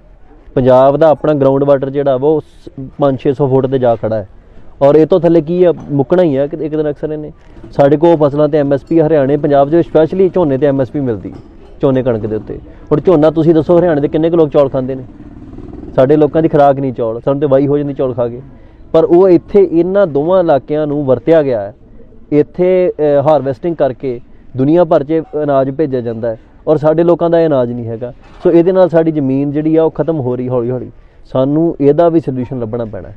ਅਦਰਵਾਈਜ਼ ਕੀ ਹੈ ਨਾ ਵੀ ਆਪਾਂ ਆਪਸ 'ਚ ਉਹ ਚਾਹੁੰਦੇ ਨੇ ਵੀ ਤੁਸੀਂ ਆਪਸ 'ਚ ਸਿੰਘ ਫਸਾ ਛੱਡੋ ਤੇ ਜਿੰਨਾ ਚਿਰ ਫਸਾਈ ਛੱਡੋਗੇ ਦਿੱਲੀ ਸੌਖੀ ਰਹੂਗੀ। ਤੇ ਦੋ ਜਦੋਂ ਜਿਹੜੀਆਂ ਮਾਰਸ਼ਲ ਕੌਮਾਂ ਆਪਸ 'ਚ ਭਿੜਦੀਆਂ ਹੋਣ ਤੇ ਤੀਜੇ ਮਤਲਬ ਦੋ ਸ਼ੇਰ ਆਪਸ 'ਚ ਲੜਨ, ਕੁੱਤੇ ਰਾਜ ਕਰਦੇ ਨੇ ਜੰਗਲ ਦੇ ਉੱਤੇ। ਇਹ ਸਮਝ ਲਓ ਵੀ ਦਿੱਲੀ ਕੁੱਤਿਆਂ ਦੀ ਨਿਆਈ ਹੈ ਉਹ ਰਾਜ ਕਰ ਰਹੀ ਹੈ। ਸਪੋਜ਼ ਕਰੋ ਪੰਜਾਬ ਮਿਲ ਜਾਂਦਾ ਹੈ, ਖਾਲਿਸਤਾਨ ਮਿਲ ਜਾਂਦਾ ਹੈ, ਸੁਪਰ ਸਟੇਟ ਜਾਂ ਸੁਪਰ ਕੰਟਰੀ ਤੁਸੀਂ ਫਾਰਮ ਕਰ ਲੈਂਦੇ ਹੋ। ਇੱਕ ਸਾਈਡ ਇੰਡੀਆ ਹੋਏਗਾ, ਇੱਕ ਸਾਈਡ ਪਾਕਿਸਤਾਨ ਹੋਏਗਾ। ਐਗਰੀ ਕਰਦੇ ਹੋ ਇਸ ਚੀਜ਼ ਨੂੰ? ਇੱਕ ਸਾਈਡ ਇੰਡੀਆ ਸਟੇਟ ਇਹ ਹੋਏਗਾ, ਇੱਕ ਸਾਈਡ ਪਾਕਿਸਤਾਨ ਹੋਏਗਾ। ਦੋਨਾਂ ਦੇ ਵਿੱਚ ਦੋਨੋਂ ਦੇਸ਼ ਤਕਰੀਬਨ ਪਿਛਲੇ 50 ਸਾਲ ਤੋਂ ਆਪਣੇ ਪੂਰੇ ਬਜਟ ਦਾ 50% ਆਪਣੀ ਪ੍ਰੋਟੈਕਸ਼ਨ ਤੇ ਆਰਮਸ ਖਰੀਦਣ ਤੇ ਸਪੈਂਡ ਕਰ ਰਹੇ ਨੇ। ਕਿ ਅਸੀਂ ਵੀ ਕਰਾਂਗੇ ਸਟੇਟ ਦੀ ਸਿਕਿਉਰਿਟੀ ਦੇ ਲਈ? ਦੇਖੋ ਦੋ ਚੀਜ਼ਾਂ ਹੈ। ਪਹਿਲਾਂ ਤੇ ਇਹ ਸਮਝਣਾ ਪੈਂਦਾ ਹੁੰਦਾ ਵਾ ਵੀ ਆਪਾਂ ਇੱਕ ਬਹੁਤ ਵੱਡੀ ਲੜਾਈ ਖਤਮ ਕਰ ਦਿਆਂਗੇ ਜੀ। ਉਹ ਕੀ ਆ ਵੀ ਜਿਹੜਾ ਕਨਫਲਿਕਟ ਹੈ ਕਰਾਚੀ ਦਾ ਤੇ ਆਪਣਾ ਦਿੱਲੀ ਦਾ ਜੀ, ਉਹ ਪੰਜਾਬ ਦਾ ਕਨਫਲਿਕਟ ਨਹੀਂ ਹੈਗਾ ਜੀ, ਪਰ ਪੰਜਾਬੀ ਨੂੰ ਵਿੱਚ ਵਰਤਿਆ ਜਾਂਦਾ ਜੀ। ਇੱਕ ਤੇ ਉਹ ਲੜਾਈ ਖਤਮ ਹੋ ਜੂ। ਪੰਜਾਬ ਦੋਨਾਂ ਮੁਲਕਾਂ ਨੂੰ ਹੋ ਸਕਦਾ ਵੀ ਸਟੇਬਲ ਕਰ ਦੇਵੇ। ਜਿਹੜਾ ਆਜ਼ਾਦ ਖਾਲਿਸਤਾਨ ਰਾਜ ਹੈ ਇਹ ਹਿੰਦੁਸਤਾਨ ਨੂੰ ਤੇ ਪਾਕਿਸਤਾਨ ਨੂੰ ਸਟੇਬਲ ਕਰ ਦੂਗਾ। ਹੁਣ ਡੀਸਟੇਬਲ ਨੇ ਦੋਨੇ, ਇਕਨੋਮਿਕਲੀ ਬੇੜਾ ਗਰਕ ਹੋਇਆ ਪਿਆ ਦੋਨਾਂ ਮੁਲਕਾਂ ਦਾ ਹੀ। ਦੋਨਾਂ ਮੁਲਕਾਂ ਦੇ ਵਿੱਚ ਵੱਖ-ਵੱਖ ਕ੍ਰਾਈਸਿਸ ਚੱਲ ਰਹੇ ਨੇ, ਰਿਲੀਜੀਅਸ ਦੂਜੇ ਤੀਜੇ ਹੈ ਨਾ, ਆਜ਼ਾਦੀ ਦੀਆਂ ਲੜਾਈਆਂ ਚੱਲ ਰਹੀਆਂ ਨੇ। ਸੋ ਇਹ ਹੋਣਾ ਕੀ ਚਾਹੀਦਾ ਵਾ ਵੀ ਜਦੋਂ ਇੱਥੇ ਰਾਜ ਆਊਗਾ ਆਪਾਂ ਨੂੰ ਡਿਫੈਂਸ ਤੇ ਲਾਜ਼ਮ ਜੀ ਗੱਲ ਹੈ ਵੀ ਆਪਣਾ ਵੀ ਇੱਕ ਹੋਊਗਾ ਬਜਟ। ਸਾਡੀਆਂ ਹੁਣ ਰੈਜੀਮੈਂਟਾਂ ਨੇ, ਸਿੱਖ ਰੈਜੀਮੈਂਟ ਪਹਿਲਾਂ ਦੀ ਬਣੀ ਹੈ ਨਾ 47 ਤੋਂ। ਇਹ ਤਾਂ ਨਹੀਂ ਹੈਗਾ ਸਿੱਖ ਰੈਜੀਮੈਂਟ ਗੋਰਿਆਂ ਦੇ ਸਮੇਂ ਤੋਂ ਬਣੀ ਹੋਈ ਹੈ ਸਿੱਖ ਰੈਜੀਮੈਂਟ ਹੈ। ਜਾਟ ਰੈਜੀਮੈਂਟ ਪਹਿਲਾਂ ਦੀ ਬਣੀ ਹੋਈ ਹੈ। ਹੁਣ ਉਹ ਇਹਨਾਂ 'ਚ ਆ ਗਈਆਂ ਤੇ ਜਦੋਂ ਸਾਡਾ ਰਾਜ ਆਊਗਾ ਸਾਡੇ 'ਚ ਆ ਜਾਣਗੇ। ਮਤਲਬ ਡਿਫੈਂਸ ਦਾ ਅਸੀਂ ਇਹ ਤਾਂ ਨਹੀਂ ਨਾ ਬਿਨਾਂ ਰਿਸੋਰਸਿਸ ਤੋਂ ਆਜ਼ਾਦੀ ਲੈ ਲੈਣੀ। ਸਾਨੂੰ ਰਿਸੋਰਸਿਸ ਦਾ ਵੀ ਸ਼ੇਅਰ ਮਿਲੂਗਾ ਨਾ ਵਿੱਚ ਉਹਦੇ। ਮੈਂ ਬਿਲਕੁਲ ਐਗਰੀ ਮਿਲੇਗਾ। ਜਿਹੜਾ ਡਿਫੈਂਸ ਸਿਸਟਮ ਅਸੀਂ ਬਣਾਵਾਂਗੇ ਸਪੋਜ਼ ਉਹਦੇ ਲਈ ਅਸੀਂ ਵੀ ਆਪਣਾ 50% ਬਜਟ ਦਾ ਬਾਹਰੋਂ ਖਰੀਦਾਂਗੇ ਸਮਾਨ? ਨਹੀਂ, ਅਸੀਂ ਇਹ ਨਹੀਂ ਕਰਦੇ ਵੀ 50% ਖਰੀਦੋ। ਇਹ ਦੇਖੋ ਬਹੁਤ ਸਵਾਲ ਐਸਾ ਹੈ ਜਿਹੜਾ ਹਾਈਪੋਥੈਟੀਕਲ ਸਵਾਲ ਹੈ। ਡਿਫੈਂਸ ਲਈ ਅਸੀਂ ਸਮਾਨ ਕਿੱਥੋਂ ਖਰੀਦਾਂਗੇ? ਕਿਉਂਕਿ ਨਾ ਅੱਜ ਤੱਕ ਇੰਡੀਆ ਕੋਲੇ ਬਣਿਆ ਨਾ ਪਾਕਿਸਤਾਨ ਕੋਲੇ ਬਣਿਆ। ਨਹੀਂ, ਦੇਖੋ ਮੈਂ ਇੱਕ ਗੱਲ ਕਰਦਾ, ਸਾਡੇ ਕਹਾਵਤ ਆ ਵੀ ਲੋੜ ਕਾਰਡ ਦੀ ਮਾਂ ਹੈ। ਇੰਡੀਆ ਤੇ ਪਾਕਿਸਤਾਨ ਦੇ ਕੋਲੋਂ ਕੁਝ ਨਹੀਂ ਬਣਿਆ ਉਹ ਵੱਖਰੀ ਗੱਲ ਹੈ। ਸਾਡੇ ਲੋਕ ਬਹੁਤ ਸਿਆਣੇ ਨੇ ਔਰ ਇਹ ਲੋਕ ਖੋਜੀ ਨੇ ਬਹੁਤ ਜ਼ਿਆਦਾ। ਅਸੀਂ ਇਹੋ ਜਿਹੀਆਂ ਮੁਸ਼ਕਲਾਂ ਦੇ ਹੱਲ ਕੱਢੇ ਨੇ ਜਿਹੜੇ ਦੁਨੀਆ ਕੋਲ ਨਹੀਂ ਨਿਕਲੇ ਹੈ ਔਰ ਅਸੀਂ ਆਪਣਾ ਸਾਰਾ ਕੰਮ ਕਰਨਾ ਜਾਣਦੇ ਹਾਂ। ਪਰ ਇਹਨਾਂ ਸਵਾਲਾਂ ਦੇ ਜਵਾਬ ਭਵਿੱਖ 'ਚ ਪਏ ਹੁੰਦੇ ਵੀ ਤੁਸੀਂ ਕੀ ਕਰਨਾ। ਮੈਂ ਇਹ ਗੱਲ ਕਹਿਣਾ ਵੀ ਅਸੀਂ ਕਿਵੇਂ ਦਾ ਵੀ ਰਾਜ ਚਲਾਈਏ, ਕਿਵੇਂ ਦਾ ਵੀ ਚਲਾਈਏ, ਮਾੜਾ ਚਲਾਈਏ ਚੰਗਾ ਚਲਾਈਏ, ਕਿਸੇ ਦਾ ਕੰਸਰਨ ਨਹੀਂ ਹੋਣਾ ਚਾਹੀਦਾ। ਅਸੀਂ ਆਪਣਾ ਰਾਜ ਚਲਾਉਣਾ। ਹੁਣ ਆਪਣੇ ਰਾਜ ਦੇ ਵਿੱਚ ਅਸੀਂ ਤੰਗੀ ਕੱਟੀਏ ਜਾਂ ਅਸੀਂ ਖੁਸ਼ ਰਹੀਏ, ਰਾਜ ਤੇ ਸਾਡਾ ਹੋ। ਘੱਟੋ ਘੱਟ ਸਾਡੀ ਆਇਡੈਂਟੀਟੀ ਦੇ ਖਤਰੇ 'ਚ ਨਹੀਂ ਨਾ ਹੈਗੀ। ਹੁਣ ਅੱਜ ਭਾਵੇਂ ਦੇਖੋ ਪਾਕਿਸਤਾਨ ਇਕਨੋਮਿਕਲੀ ਮਾੜਾ ਮੁਲਕ ਹੈ ਪਰ ਪਾਕਿਸਤਾਨ ਦੇ ਵਿੱਚ ਇਸਲਾਮ ਖਤਰੇ 'ਚ ਨਹੀਂ ਨਾ ਪੈ ਗਿਆ। ਉਹ ਤੇ ਬਚਾ ਹੀ ਉਹਨਾਂ ਦਾ। ਹਿੰਦੁਸਤਾਨ 'ਚ ਮੁਸਲਮਾਨ ਸੌਖਾ ਹੈ? ਨਹੀਂ ਸੌਖਾ ਹੈਗਾ। ਇੱਦਾਂ ਹੀ ਹਿੰਦੁਸਤਾਨ 'ਚ ਹਿੰਦੂ ਸੌਖਾ ਹੈ, ਸਿੱਖ ਔਖਾ ਹੈ। ਸੋ ਇੱਦਾਂ ਹੀ ਤੁਸੀਂ ਘੱਟੋ ਘੱਟ ਇਸ ਗੱਲ 'ਤੇ ਸਮਝੌਤਾ ਕਰ ਲੈਣਾ ਚਾਹੀਦਾ ਹੈ ਵੀ ਭਾਈ ਸਾਡੇ ਗੁਰੂ ਦੀ ਬੇਅਦਬੀ ਨਾ ਹੋਵੇ, ਸਾਨੂੰ ਇਸੇ ਕਰਕੇ ਰਾਜ ਚਾਹੀਦਾ। ਇਹ ਤੋਂ ਵੱਡਾ ਹੋਰ ਕੋਈ ਕੀ ਹੋ ਸਕਦਾ ਸਾਡੇ ਕੋਲ? SGPC 'ਚ ਅਕਾਲੀ ਦਲ 'ਚ ਡਿਸਟਰਬੈਂਸ ਹੋਣੇ ਕਰਕੇ ਵੈਕਿਊਮ ਕ੍ਰੀਏਟ ਹੋ ਗਿਆ। ਕਿਆ ਅੰਮ੍ਰਿਤਪਾਲ ਜੀ ਉਸ ਵੈਕਿਊਮ ਨੂੰ ਪੂਰਾ ਕਰਨਗੇ? ਸਪੇਸ ਨੂੰ ਅਸੀਂ ਦੇਖੋ ਪਰਸਨਲੀ ਤੌਰ ਤੇ ਇਲੈਕਟੋਰਲ ਪੋਲਿਟਿਕਸ 'ਚ ਨਹੀਂ ਜਾਣਾ, ਚਾਹੇ ਉਹ ਕਿਸੇ ਵੀ ਕਿਸਮ ਦੀ। ਸਪੋਰਟ ਕਰੋਗੇ? ਹਾਂ, ਜਿਹੜਾ ਬੰਦਾ ਵੀ ਪੰਜਾਬ ਦੀ ਮੁੱਦਿਆਂ ਦੀ ਗੱਲ ਕਰਦਾ, ਪੰਜਾਬ ਦੀ ਆਜ਼ਾਦੀ ਦੀ ਗੱਲ ਕਰਦਾ, ਸਿੱਖਾਂ ਦੀ ਚੜ੍ਹਦੀ ਕਲਾ ਦੀ ਗੱਲ ਕਰਦਾ, ਗੁਰੂ ਘਰਾਂ ਦੇ ਪ੍ਰਬੰਧਾਂ ਨੂੰ ਰਵਾਇਤੀ ਪ੍ਰਬੰਧ ਬਣਾਉਣ ਦੀ ਗੱਲ ਕਰਦਾ, ਰਵਾਇਤਾਂ ਲਾਗੂ ਕਰਨ, ਉਹਦੀ ਅਸੀਂ ਹਮਾਇਤ ਕਰਾਂਗੇ ਡਿਸਪਾਈਟ ਉਹ ਕਿਸੇ ਵੀ ਪਾਰਟੀ ਦਾ ਹੋਵੇ। ਉਸ ਬੰਦੇ ਦੀ ਹਮਾਇਤ ਕਰਾਂਗੇ ਔਰ ਫਿਰ ਉੱਤੇ ਪਹਿਰਾ ਵੀ ਦੇਵਾਂਗੇ ਵੀ ਜੇ ਕੱਲ ਨੂੰ ਉਹ ਮੁੱਕਰਦਾ ਤੇ ਫਿਰ ਉਹਦਾ ਵੀ ਵਿਰੋਧ ਹੋਊਗਾ। ਅਗਰ ਤੁਸੀਂ ਇਲੈਕਟੋਰਲ ਪੋਲ 'ਚ ਨਹੀਂ ਜਾਂਦੇ ਹੋ ਫਿਰ ਉਹੀ ਦੁਬਾਰਾ ਆ ਕੇ SGPC 'ਚ ਬੈਠ ਜਾਣਗੇ, ਫਿਰ ਉਹੀ ਸੰਗਤ ਦੀ ਪ੍ਰੋਬਲਮ ਨਹੀਂ। ਤੁਹਾਡੇ ਸਾਥ ਤੋਂ ਉਮੀਦ ਕਰ ਰਹੀ ਹੈ ਅਸੀਂ ਇਹ ਕਹਿੰਦੇ ਆ ਵੀ ਸਾਥ ਜ਼ਰੂਰ ਦੇਵਾਂਗੇ। ਹੁਣ ਪਰਸਨਲੀ ਪਤਾ ਕੀ ਹੁੰਦਾ, ਕਈ ਵਾਰ ਸਿਸਟਮ ਇੰਨਾ ਕਰਪਟ ਹੋ ਜਾਂਦਾ ਵੀ ਤੁਸੀਂ ਐਕਸਟਰਨਲੀ ਉਹਨੂੰ ਠੀਕ ਕਰ ਸਕਦੇ, ਇੰਟਰਨਲੀ ਵਿੱਚ ਜਾ ਕੇ ਨਹੀਂ ਕਰ ਸਕਦੇ। ਉਹ ਆਪਣੇ ਉੱਤੇ ਹੀ ਜ਼ਿਆਦਾ ਹੈਵੀ ਹੋ ਜਾਂਦਾ ਕਿਉਂਕਿ ਤੁਸੀਂ ਫਿਰ ਕੁੰਡਾ ਕਿਵੇਂ ਰੱਖੋਗੇ ਜੇ ਤੁਸੀਂ ਆਪ ਵੜ ਗਏ। ਹੁਣ ਮੈਂ ਇਲੈਕਟੋਰਲ ਪੋਲਿਟਿਕਸ ਚਲਾ ਜਾ, ਮੇਰਾ ਕੋਈ ਸਾਥੀ ਕਰਪਸ਼ਨ ਕਰਦਾ ਹੋਵੇ ਤੇ ਮੈਂ ਉਹਨੂੰ ਅੰਦਰੋਂ ਅੰਦਰ ਕਹੀ ਜਾਵਾਂ, ਉਹ ਸੁਣੇ ਨਾ ਗੱਲ, ਫਿਰ ਉਹਦੇ ਨਾਲ ਕੀ ਹੁੰਦਾ ਵੀ ਉਹਦੇ ਨਾਲ ਜਾਂ ਤੇ ਫਿਰ ਸਾਰੀ ਸਟਰਕਚਰ ਟੁੱਟਦਾ। ਆਪਾਂ ਜਦੋਂ ਆਪਣੇ ਬੰਦਿਆਂ ਨਾਲ ਉਲਝ ਜਾਂਦੇ ਹਾਂ, ਇਹਦੇ ਨਾਲੋਂ ਚੰਗਾ ਹੈ ਵੀ ਆਪਾਂ ਬਾਹਰੋਂ ਰਹਿ ਕੇ ਪ੍ਰੈਸ਼ਰ ਦੇ ਤਰੀਕੇ ਨਾਲ ਇਸ ਚੀਜ਼ ਨੂੰ ਡੀਲ ਕਰੀਏ ਔਰ ਇੱਕ ਪੈਰਲਰ ਜਿਹੜਾ ਵਾ ਸਿਸਟਮ ਖੜਾ ਕਰੀਏ ਜਿਹੜਾ ਇਹ ਸਾਰੇ ਸਿਸਟਮ ਤੋਂ ਵੱਖਰਾ ਹੋਵੇ। ਮੈਂ ਕਹਿੰਦਾ ਵੀ ਕਿਉਂ ਰਿਲਾਈ ਕਰਨਾ ਆਪਾਂ ਸਿਰਫ ਇਹਨਾਂ ਲੋਕਾਂ ਦੇ ਜਿਹੜੇ ਚੁਣ ਕੇ ਆਉਂਦੇ ਆ। ਅਸੀਂ ਇੱਕ ਪੈਰਲਰ ਸਾਡੇ ਪਿੰਡਾਂ ਦਾ ਢਾਂਚਾ ਰਿਹਾ, ਪੰਚਾਇਤੀ ਸਿਸਟਮ ਐਡਾ ਵੱਡਾ ਰਿਹਾ, ਉਹਨਾਂ ਨੇ ਪੰਚਾਇਤੀ ਸਿਸਟਮ ਨੇ ਲਾਅ ਐਂਡ ਆਰਡਰ ਨੂੰ ਵੀ ਕਿੰਨਾ ਲੰਮਾ ਸਮਾਂ ਸਾਂਭ ਰੱਖਿਆ। ਜਿਹੜੇ ਪਿੰਡਾਂ 'ਚ ਫੈਸਲੇ ਕਰਾਉਣੇ ਨੇ, ਕੋਈ ਜ਼ਮੀਨਾਂ ਦੇ ਫੈਸਲੇ ਨੇ ਜੀ। ਸਿਆਣੇ ਬੈਠੇ ਕਰਾਉਂਦੇ ਰਹੇ। ਜੀ। ਹੁਣ ਸਾਰਾ ਸਿਸਟਮ ਜਿਹੜਾ ਵਾ ਉਹਨਾਂ ਦੇ ਹੱਥੋਂ ਨਿਕਲ ਕੇ ਕੋਰਟ 'ਚ ਚਲਾ ਗਿਆ। ਕੋਰਟ ਜੀ। ਸਾਰੀ ਚੀਜ਼ਾਂ ਨੂੰ ਖਰਾਬ ਕਰੀ ਜਾਂਦਾ ਹੈ। ਸੋ ਇਹਦੇ ਨਾਲ ਚੰਗਾ ਵੀ ਆਪਾਂ ਆਪਣੀ ਰਵਾਇਤ ਵੱਲ ਮੁੜੀਏ। ਜੀ ਬਿਲਕੁਲ, ਇਹ ਸਨ ਸਾਰੀ ਗੱਲਬਾਤ ਜੋ ਸੀ ਵੀਰ ਅੰਮ੍ਰਿਤਪਾਲ ਜੀ ਨਾਲ ਅਤੇ ਵੀਰ ਮਨੋਜ ਦੂਹਨ ਜੀ ਨਾਲ ਕੀਤੀਆਂ, ਔਰ ਬੜੀਆਂ ਸਾਰੀਆਂ ਵਿਚਾਰਾਂ ਦੀ ਸਾਂਝ ਕੀਤੀ ਹੈ। ਤੁਹਾਡੇ ਅਨੇਕਾਂ ਮੈਸੇਜ ਕਾਲਸ, ਅੱਜ ਬੜੇ ਸਾਰੇ ਆਨਸਰ ਨੇ। ਹੋਰ ਵੀ ਤੁਹਾਡੇ ਜੋ ਕੁਐਸਚਨਸ ਹੋਣ, ਕੁਐਰੀ, ਤੁਸੀਂ ਕਮੈਂਟ ਰਾਹੀਂ ਆਪਣੇ ਅਰਥ ਪਿਆਰੇ ਸਿੱਖ ਸੰਗਤ ਟੀਵੀ ਨੂੰ, ਸਿੱਖਾਂ ਦੀ ਆਵਾਜ਼ ਵਰਲਡ ਵਾਈਡ ਪਹੁੰਚਾਉਣ ਵਾਲਾ ਤੁਹਾਡਾ ਇਹ ਚੈਨਲ ਹੈ, ਤੇ ਕਰ ਸਕਦੇ ਹੋ। ਹੁਣ ਆਪ ਸਾਰਿਆਂ ਤੋਂ ਲੈਣੀ ਇਜਾਜ਼ਤ। ਵਾਹਿਗੁਰੂ ਜੀ ਕਾ ਖਾਲਸਾ, ਵਾਹਿਗੁਰੂ ਜੀ ਕੀ ਫਤਿਹ।